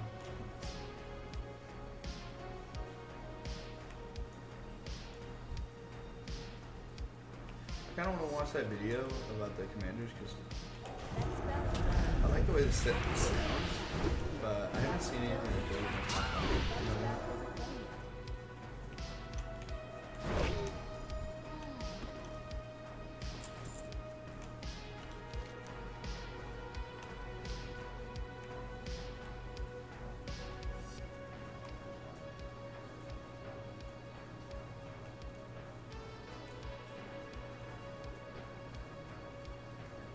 Level 50. Night out of 100. Interesting. Bro, here's some fucking.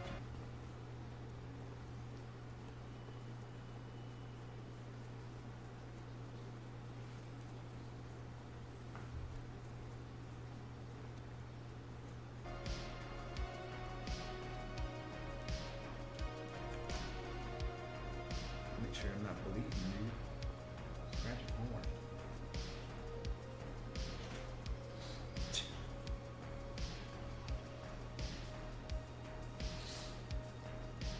The meow meow kitty. The meow meow.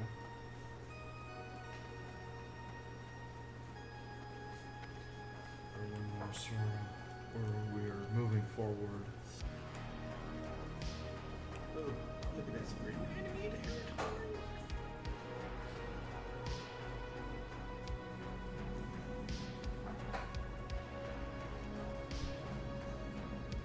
Where would you like to fly to? Alright. Blizzard developers have commented they will likely be making adjustments to Simple Temple for the average shows. This has still not been fully cleared, making it one of the most difficult raids thus far in World Classic. I know people love to circle jerk about this, about how this level of difficulty is good, but it's clearly overturned. These guys who are waiting played that game for a living in some cases, and have played for 15 years in most cases.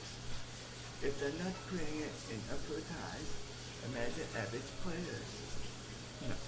No. The average player is clearing like halfway through, and they'll probably clear the whole thing the second time they go in. No. just chill.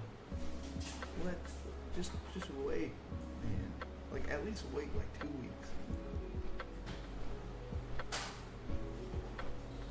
A week maybe, even. I don't know, man. Like people just imagine someone saying this to him 5 years ago. He would be whining about that shit. Like, just ridiculous, man. I hate that. And I think most people, like, a lot of people disagree with me.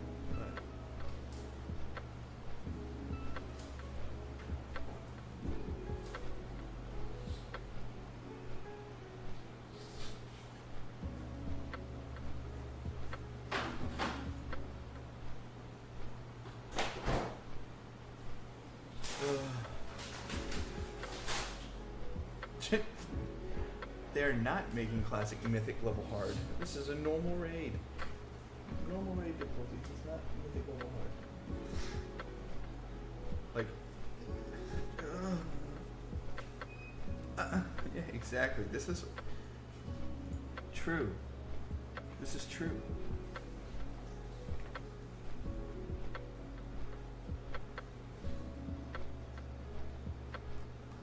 Man, it's annoying. Ooh, man, I saw this. This was fucking crazy. Seeing this. This one. Twitter videos being horrible. This is cyberpunk. You dead.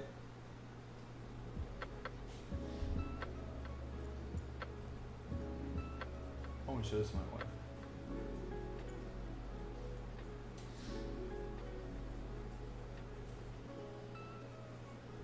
Look at this video. Watch this video.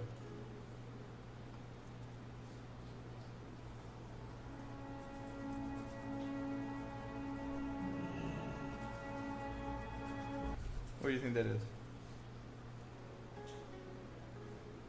Huh? What do you think that is? Huh? Yeah, like where? Where? I don't know. Is it America or something?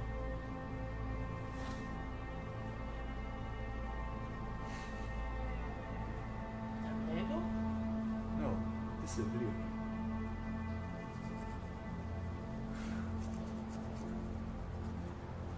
Isn't that crazy? It looks real.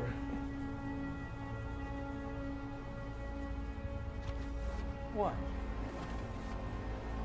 This is so crazy. I think it looks real. I don't know. If we're playing games like this within like the next few years, that's crazy.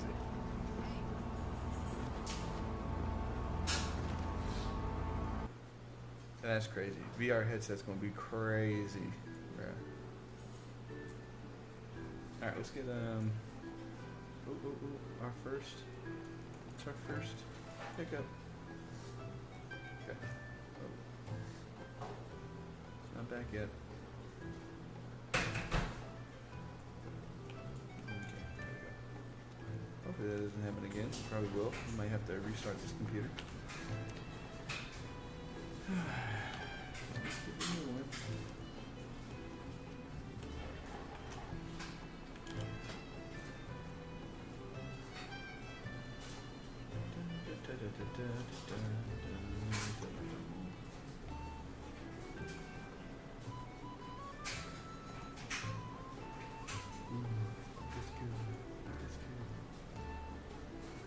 Let's use the Kubo.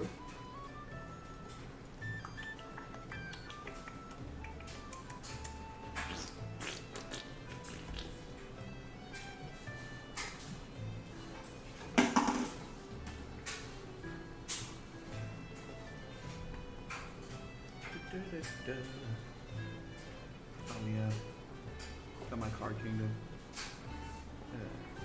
shipment in.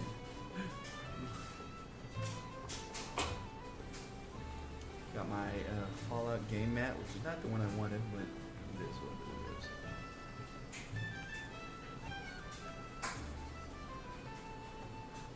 see if I can't. I'm gonna see if I can't.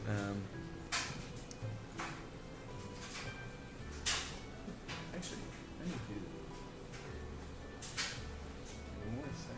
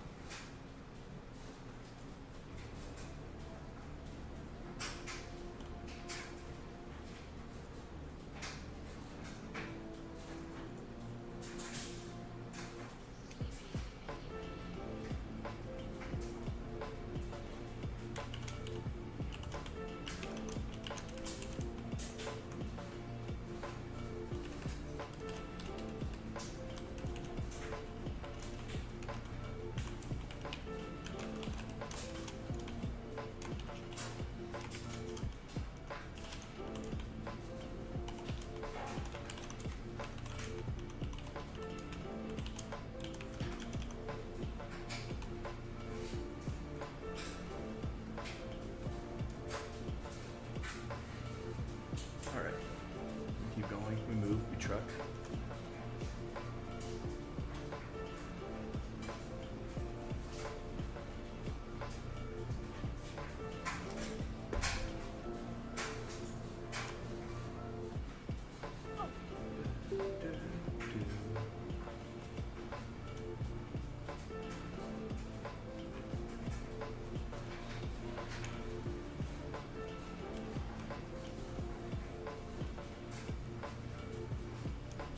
Greetings. Be careful.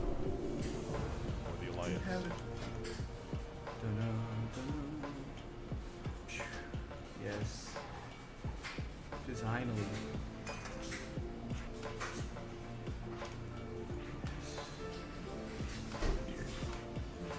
It took us so long, but we got it. Alright. Let's continue going.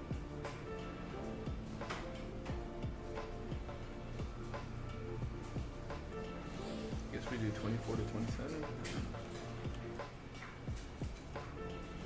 I think. Let's hit this bad boy.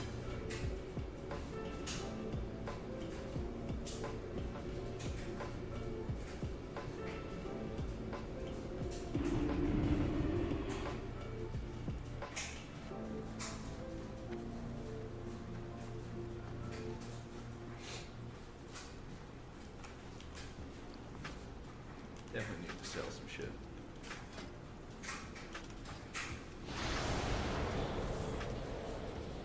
That's sexy. Where would you like to fly to? Safe travel. Get some water. This bathroom.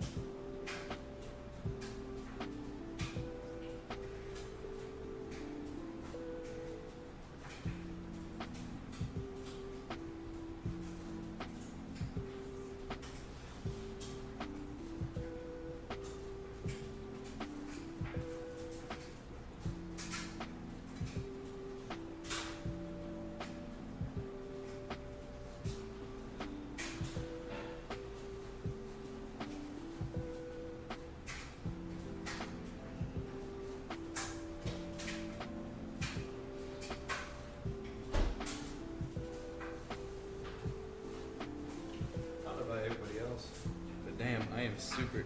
Boy, you better not get in my chair. You silly kitty.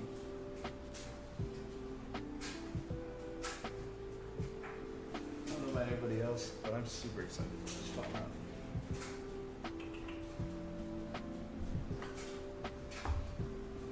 It's gonna be. I think it's gonna be good. I think so. I do believe it. I believe in it.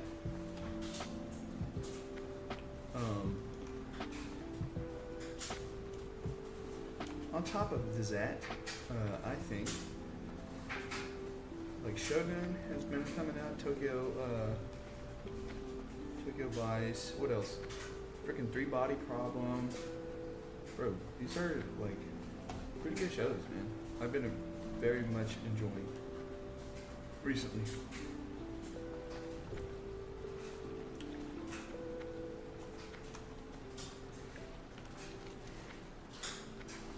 Gotta go check in, huh? Right?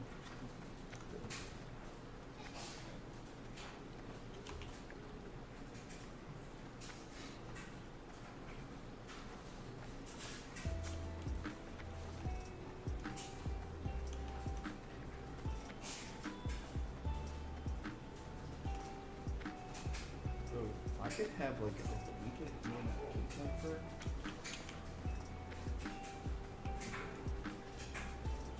just felt like my cat. He's so soft. Like, we get been giving him this new food, and it just makes his like fur so soft. Very nice. I'm very in love with my cutie cutie. He's a very cute cat, and one of the cutest in the world ever to have existed.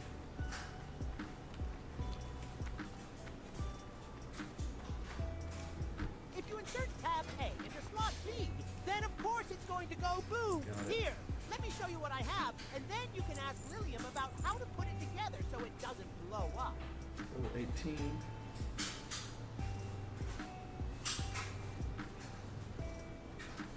It says no fucking staff on it. New windows.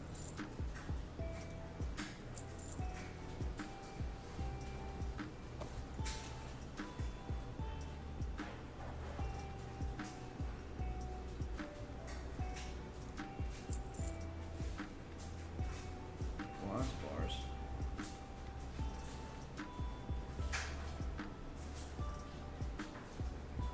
Ooh, actually, I can with that.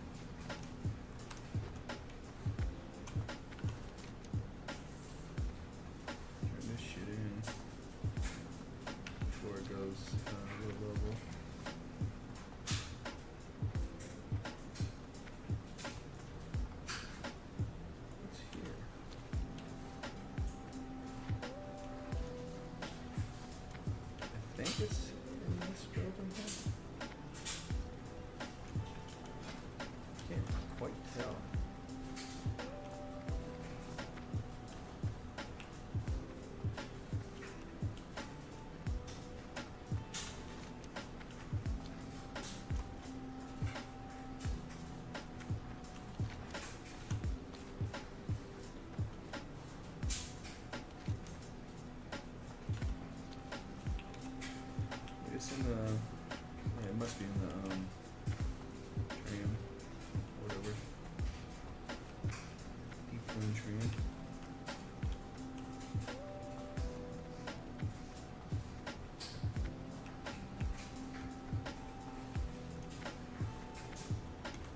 Still our.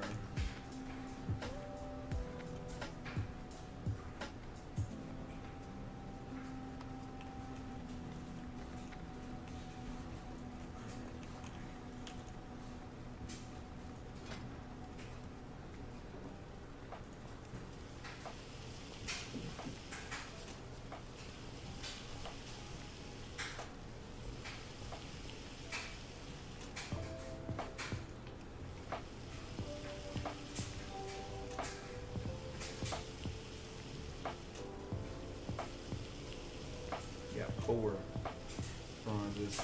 Not gonna lie, we do kind of time limit because my son has a soccer game tomorrow.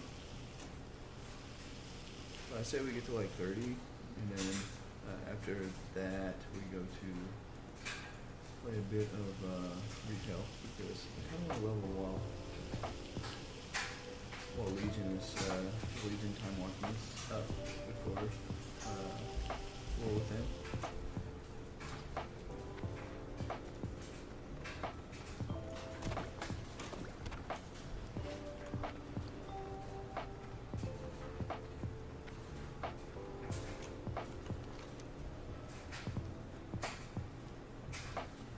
Wait, is it in Stormwood Keep? Oh, it is.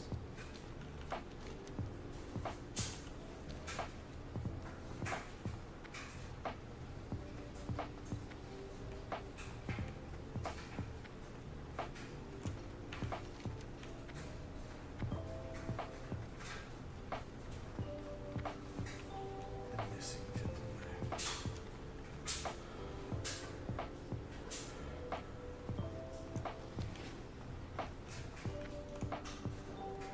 Wait, where is it?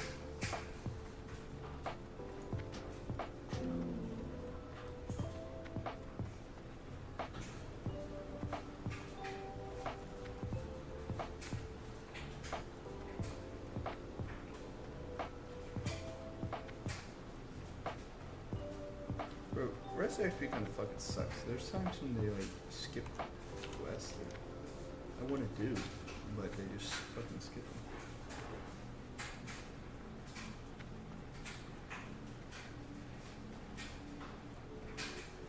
Like I wanted my what is it, redemption, but apparently they didn't want me to get that.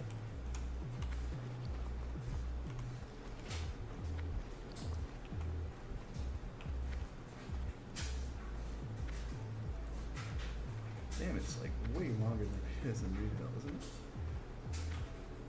Maybe it's the same. I don't know.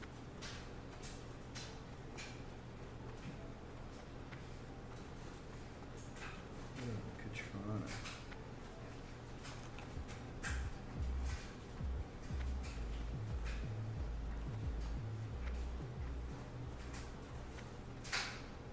Ugh. This way. Come on, man. Come on, man. Come on, man. Edge Masters.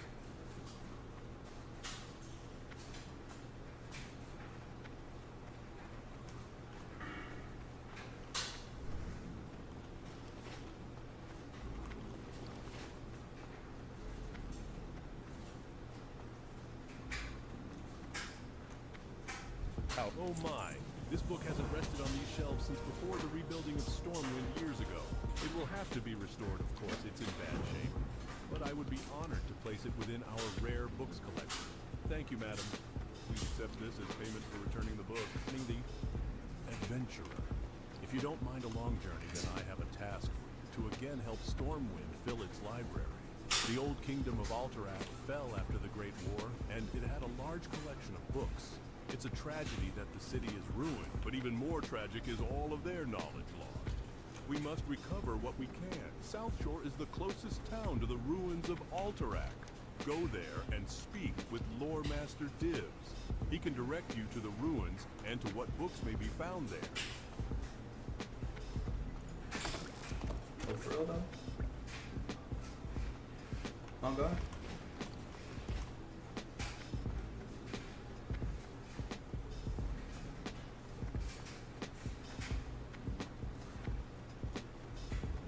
There's a few other things I wanted to look at.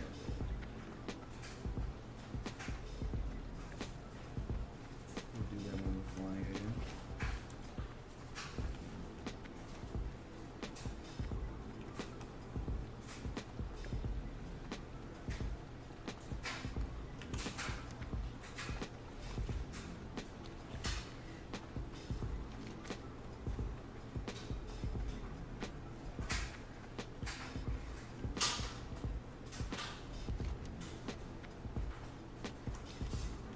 I do not like how Stormwind is set up.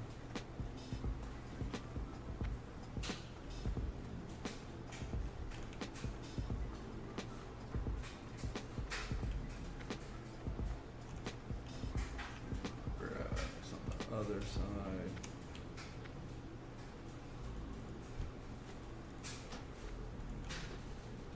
Yeah. Oh, you bitch.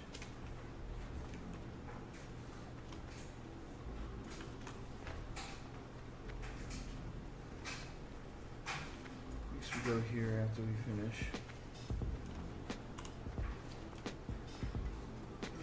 Finish? Huh?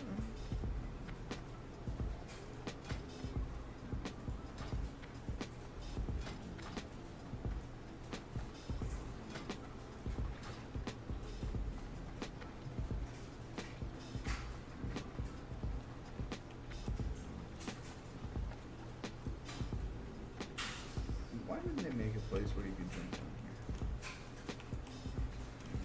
here? Kings, we're the only supplier of healthy flowers in all of Stormwind. We provide beautiful blooms for any occasion.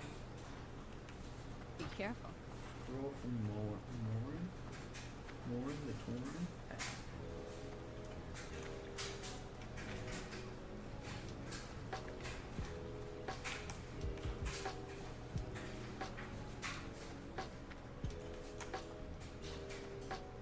Is that a horse?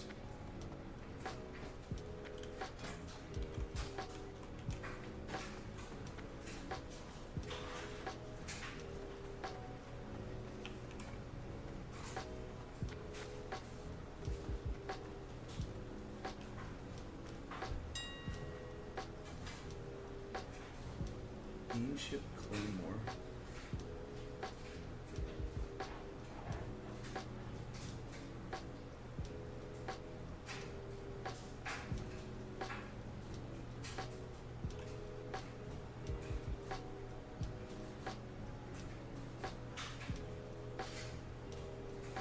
Yeah, that's all better. Wait. That's whatever. I won it.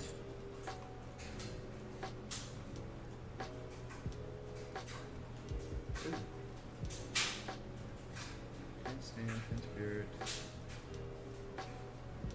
4 strength, 15 stand. 4 spirit. Which one's better? Fire resist. Maybe fire.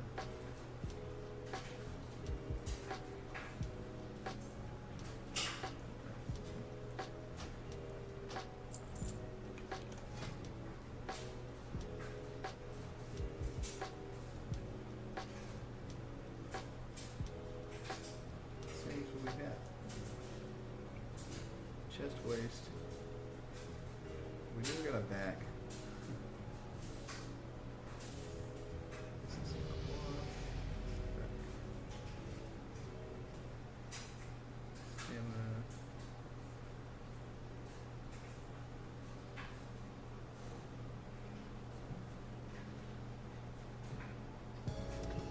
Frozen Path.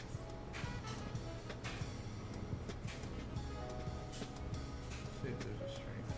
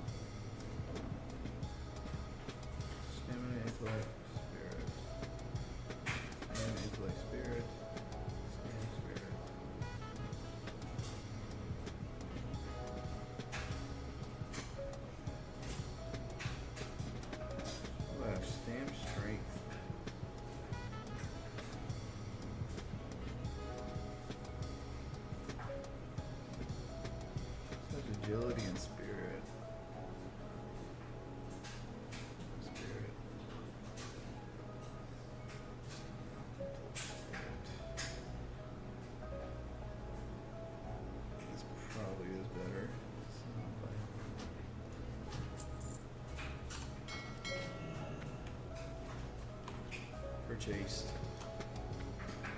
Oh. Can I help you? Farewell.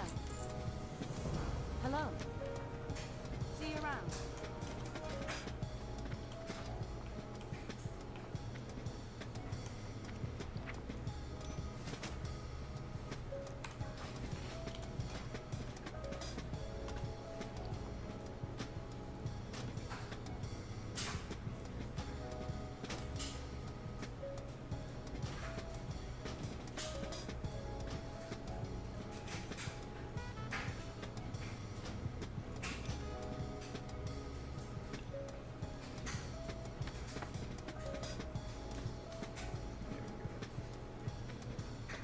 That's everything.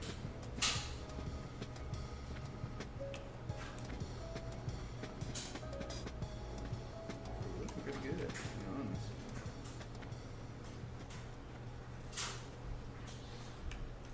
Great. Best deals in all of Stormwind, my friend. Won't find any better. Now, what can I help you with? Farewell.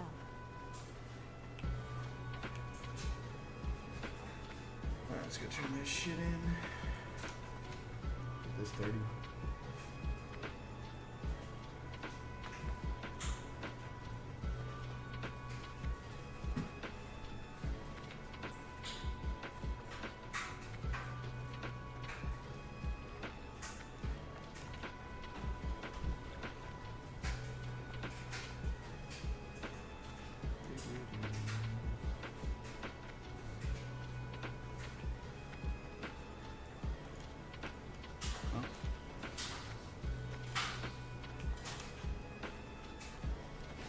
Oh, it's a quest that we haven't done.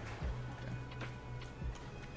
Travelers keep asking me about the Stone Talon Mountains. It seems to be a popular place for adventure. It doesn't matter if you're seeking wyvern, elementals, or you have business with the venture company within the Charred Vale. Deep in Stone Talon, there used to be a species of basilisks whose scales, when ground to dust, made a wonderful reagent for some spells I've created. If those basilisks still lived, I would love to have a few of their scales. Take your time. It is no rush, but I can pay well.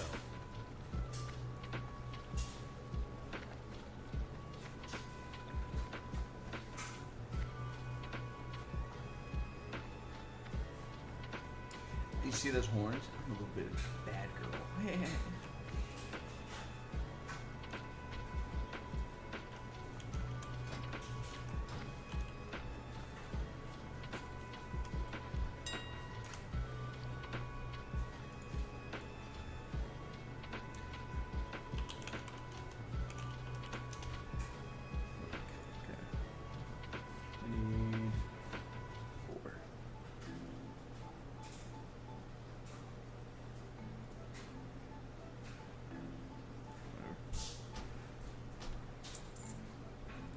And then what was it? What do we need? Here. Heavy wool bandages.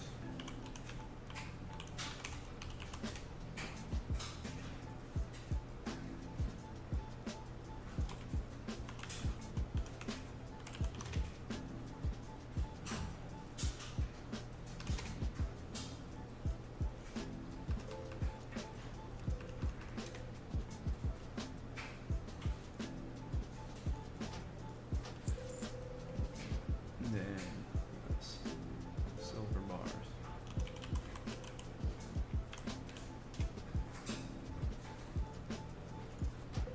How many? 12.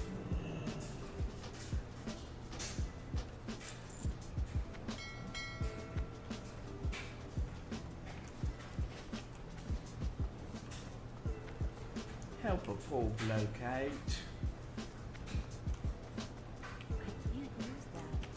Why? I always thought that was a weird fucking thing.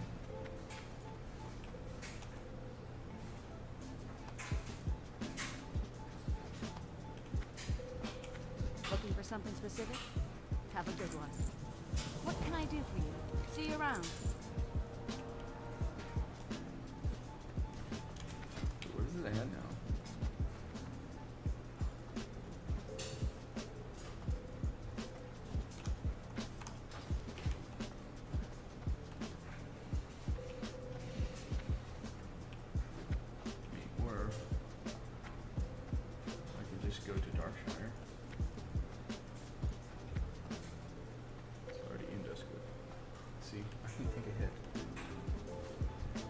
great beasts, no paths that you can't find on foot. They'll get you there fast and maybe show you something new at the same time.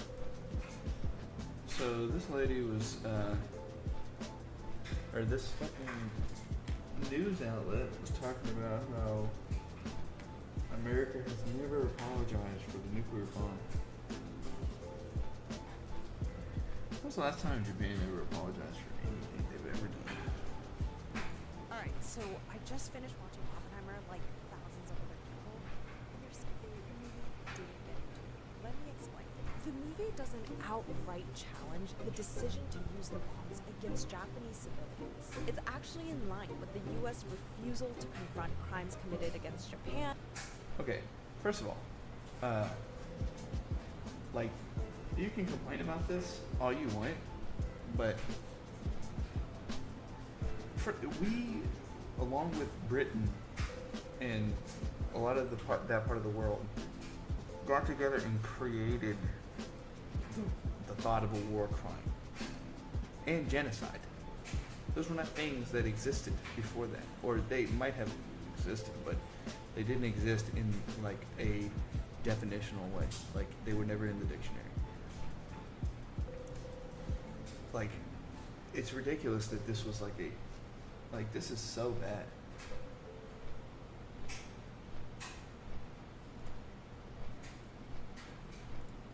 I don't even want to watch it because it pisses me off. Sure, it was a shitty thing for America to have done, but I mean, what was Japan doing the whole fucking time? Raping women, keeping people as slaves, killing people if they didn't learn how to speak Japanese. Pretty bad. Out putting urinals in women's restrooms for women who have penises and they just want to stand and pee. I think people are just making too big of a deal about it. True. Naughty words. Okay, so we should or shouldn't? I mean, I don't really care. Okay. What about tampons and pads in men's restroom for men who have periods? If you're really getting that worked up about it, why does it matter? Like, I don't care. It's just sitting there. I'm not going to take it.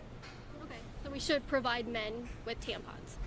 I mean, if a dude wants a tampon for some reason, he can have a tampon. That's not my business. What would he use it for? I don't know. That's his problem. What would he use a pad for? His problem? Do you think they should seek medical advice if they're having bleeding? I mean, if they want to, I don't really care. Why should I care? I don't know. I care about people. Real. If they're bleeding out of their penis, I would want to... I care about people's personal rights. They can do whatever they want. It's none of my business.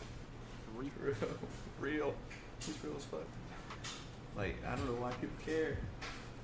But anyway.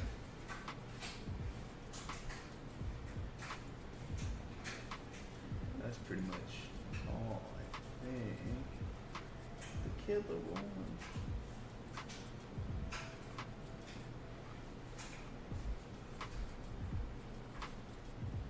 It is crazy because I saw that Stars that actually Stars Guild has already beat their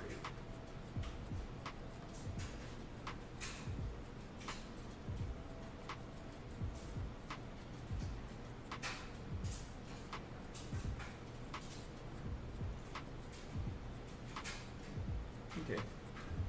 That's all we need to do for React. Let's just see what we got.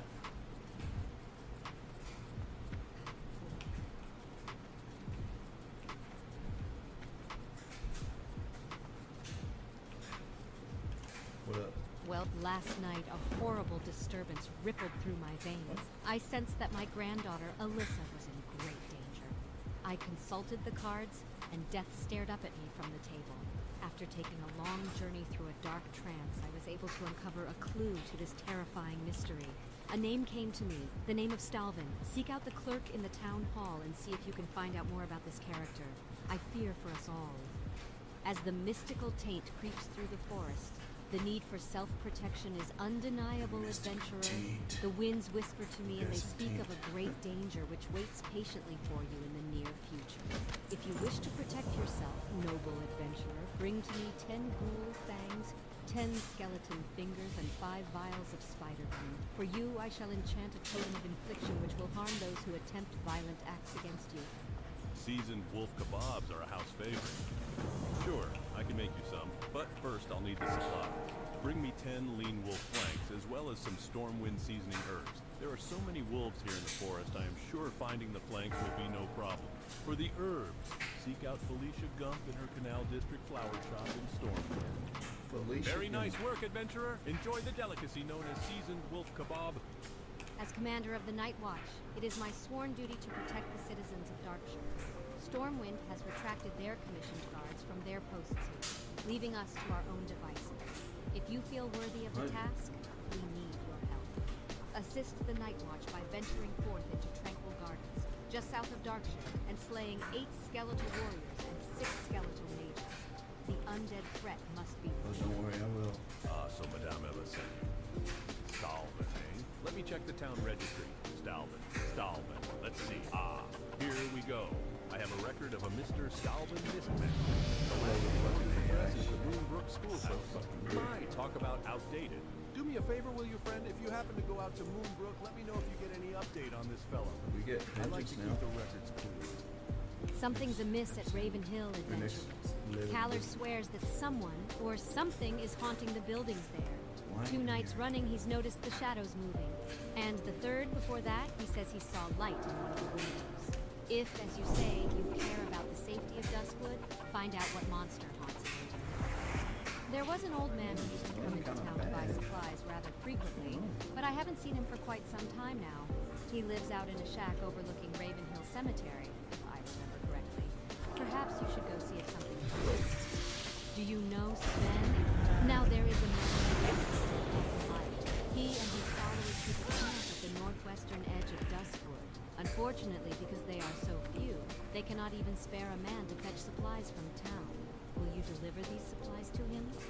My gnomish friend Cog has promised to help me build a device which will let me peer towards the stars.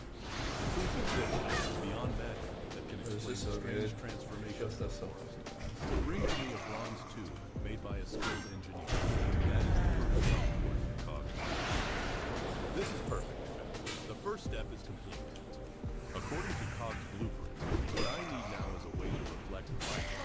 I remember a woman by the name of Mary, well known, always carrying a looking glass. Perhaps you can track Mary down and see if she might lend us a reflective surface for this project. I believe she works for the Duskwood.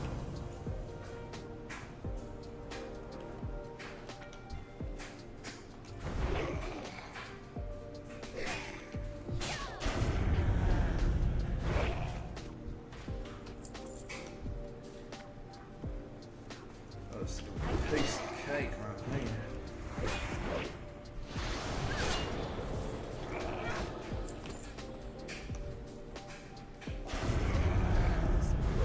That's still recharging.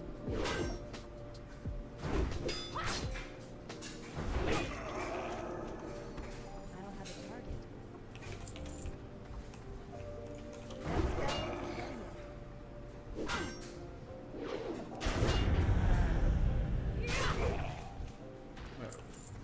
So we gotta get skeleton mages. Oh, those are over here. I can get the crossbow. That's still recharging. I need a target. Oh, this is so fucking good. I love it. I'm so happy.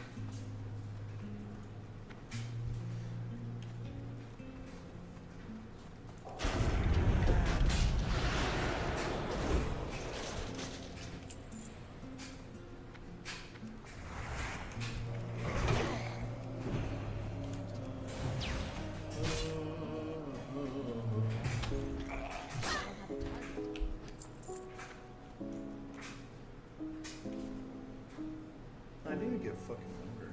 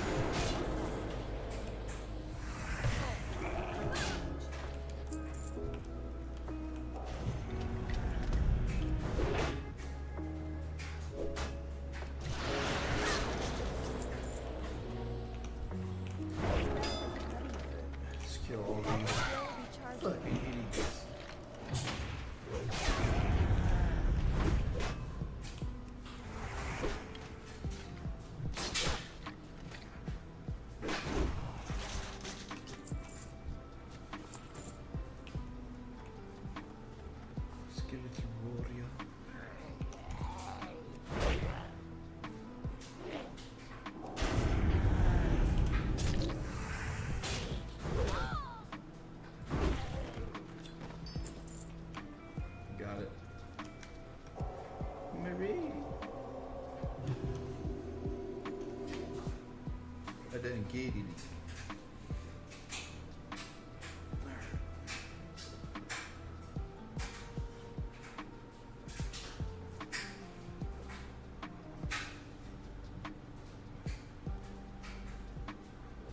It's 45 mana to cost something that gives you mana. It's kind of sus, dude.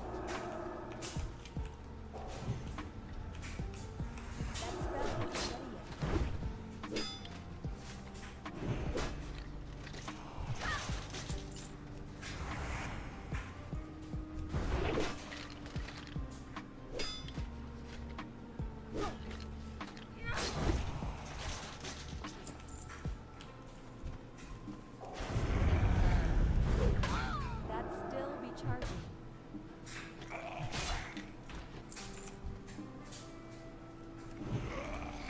I can't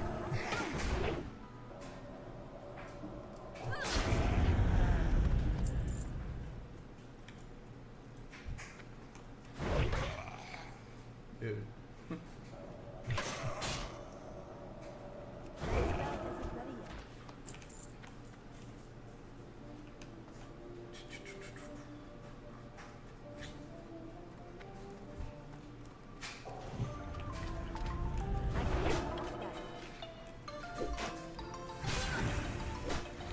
That's still be charging.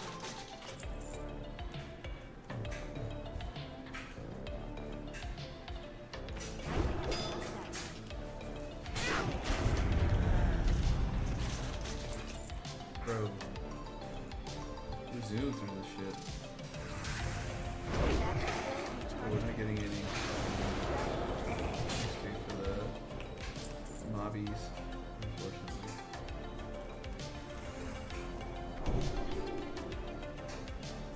These guys.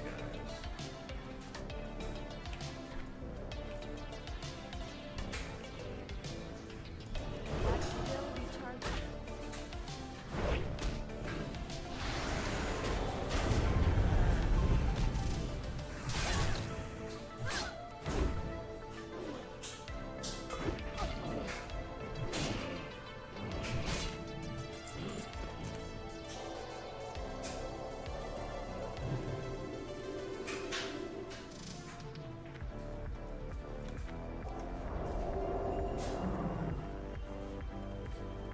That on a pally. This is annoying though.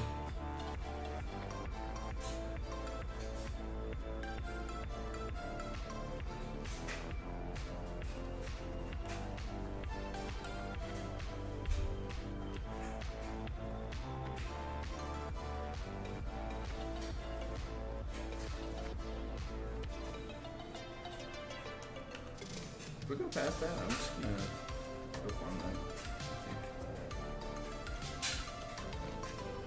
Oh, it is over there. I'm just gonna go farm that. A little bit at least.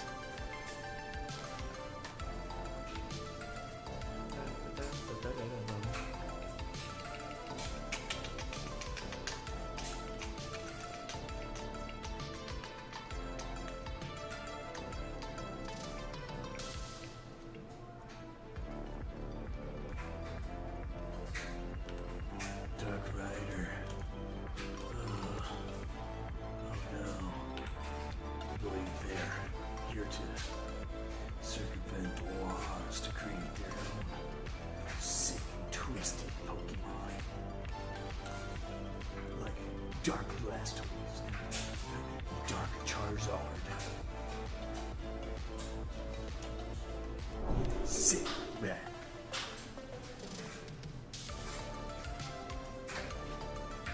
That's it. That's it.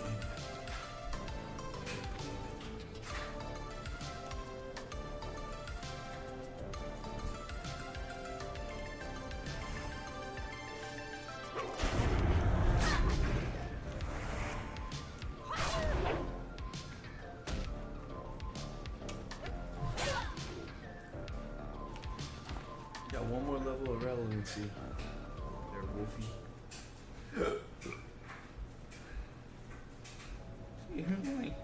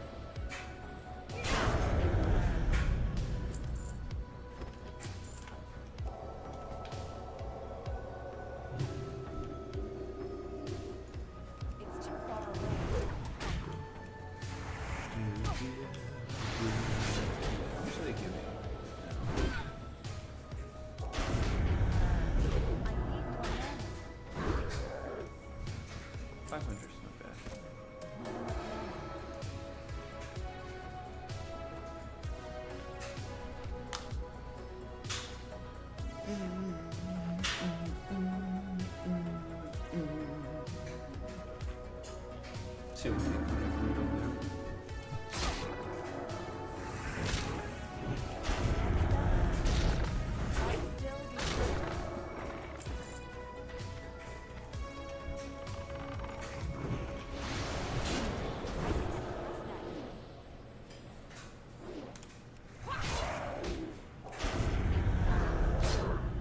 Pussy.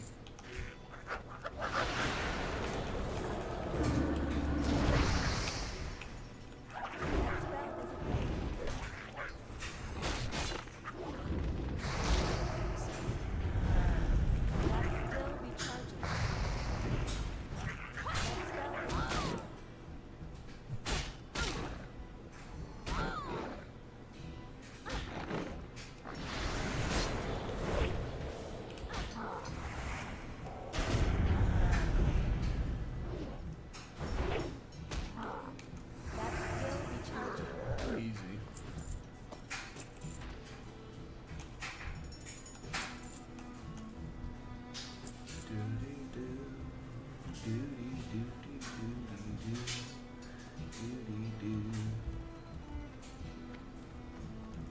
Goddess, bless you.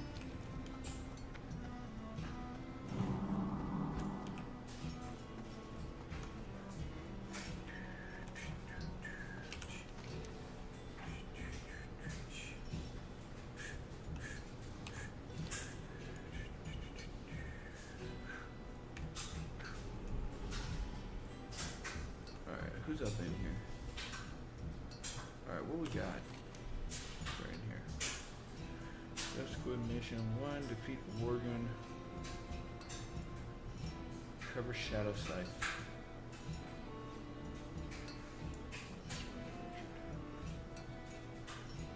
Okay.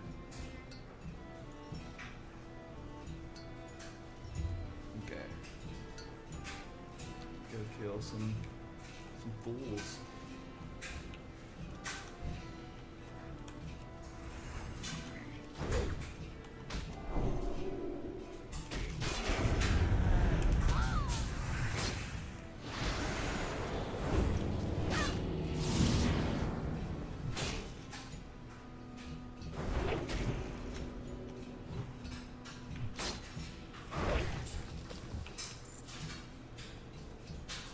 He doesn't give a lot. 622 is not bad.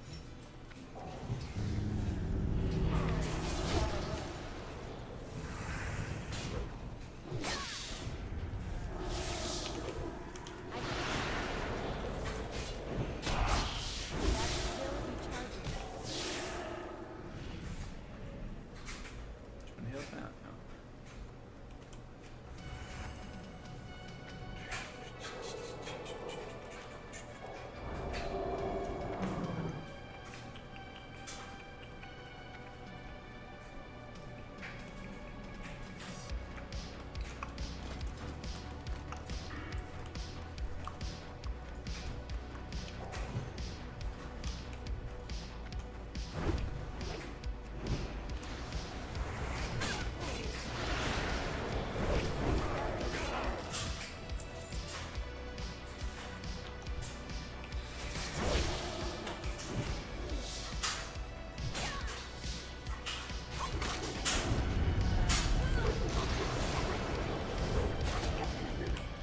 I don't really care, but I'm getting in fucking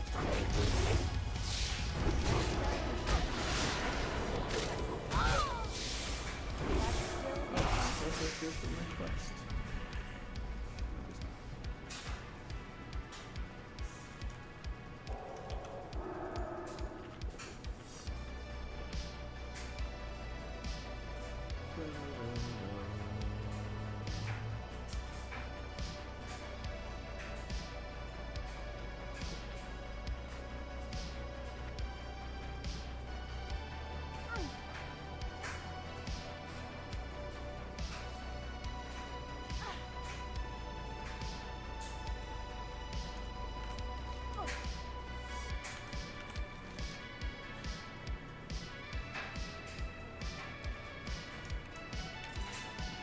Red Deck Mafia. That's what I'm seeing. Alright.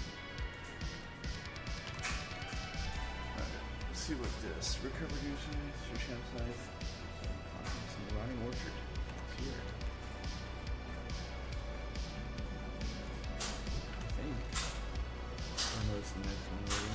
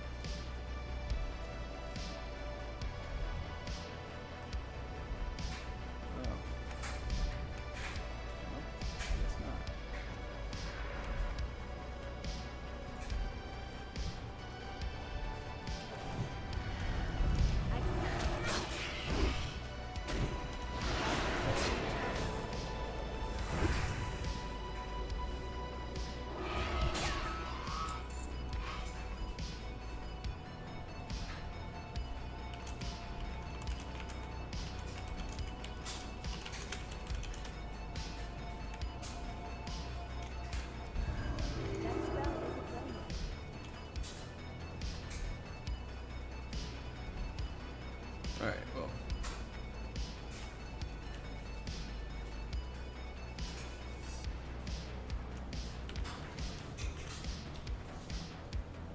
Is stitches popping here? Or is stitches spawning?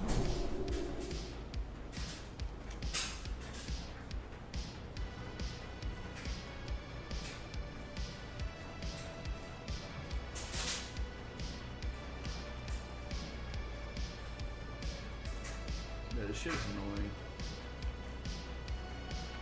It's a disease, why can't why doesn't it work?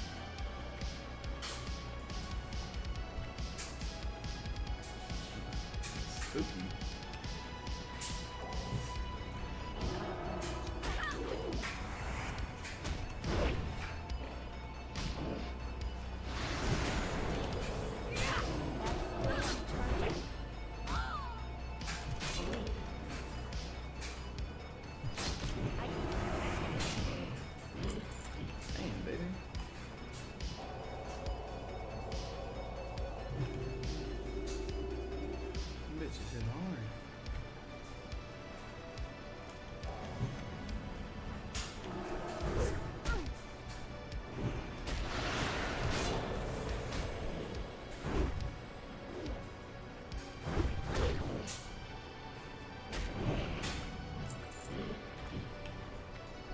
They do seem to drop a lot of, what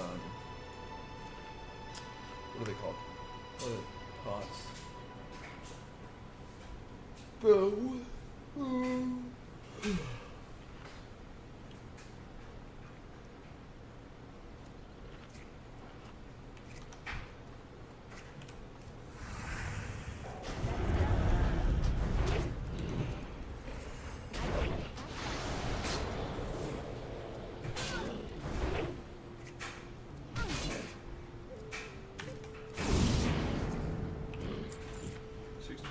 It's not bad.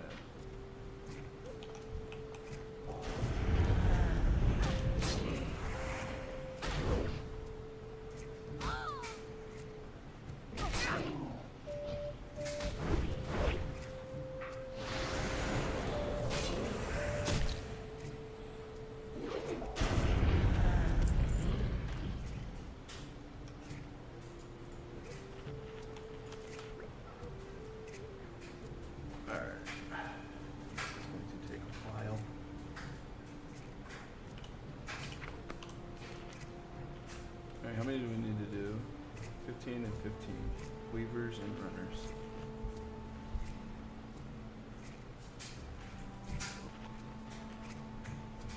We can kill 30 in all. Okay. Might actually get us.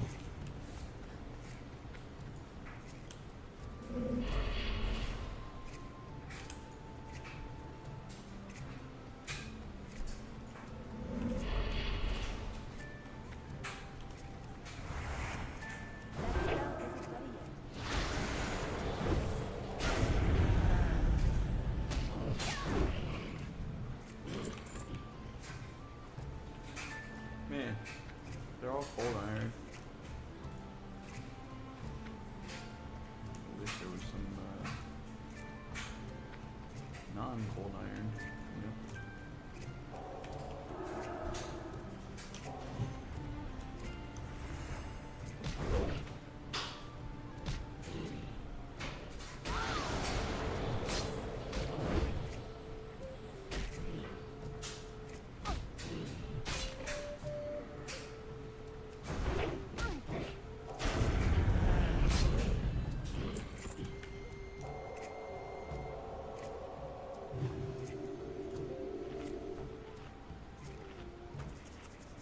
Oh.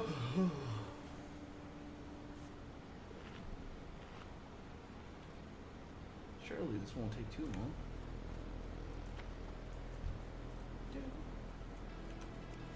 That's still recharging. That's still recharging.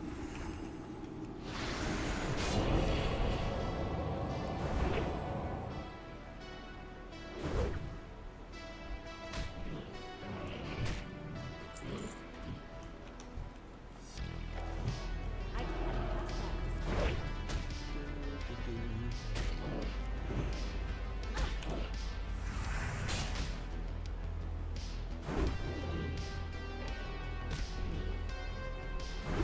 That spell isn't ready yet.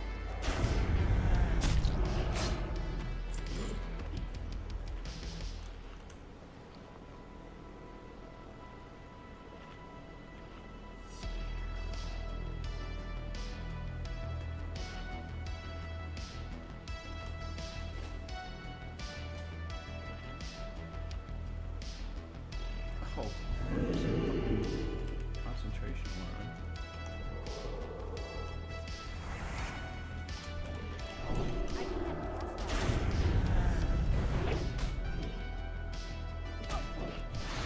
That spell isn't ready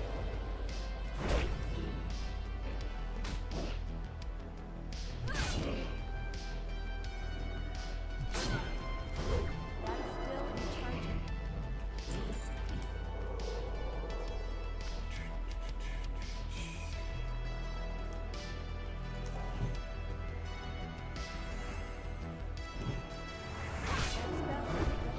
He already fucking engaged. That's still recharging.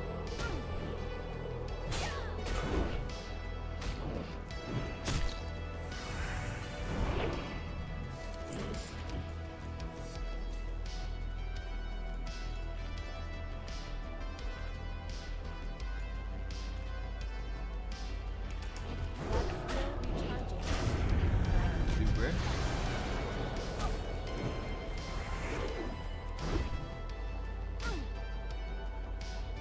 Can't even defeat me, weakling.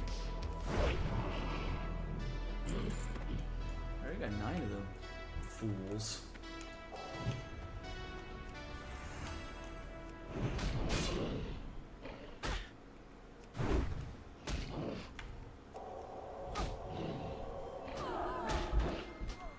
Oh, well, I guess I'm the fool there. You know what? I'm gonna play some fucking retail for a bit. Just a little bit.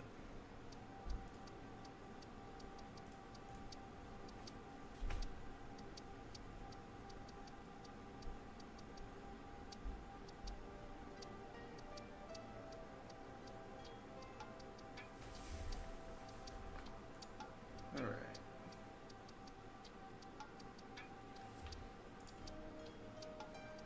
To be honest with you, all I want to do is try out some other classes.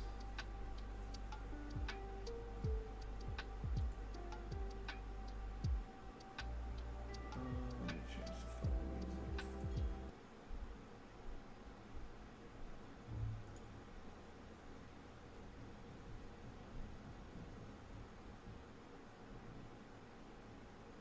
How the fuck would I be out of memory? I have 32 gigs of memory.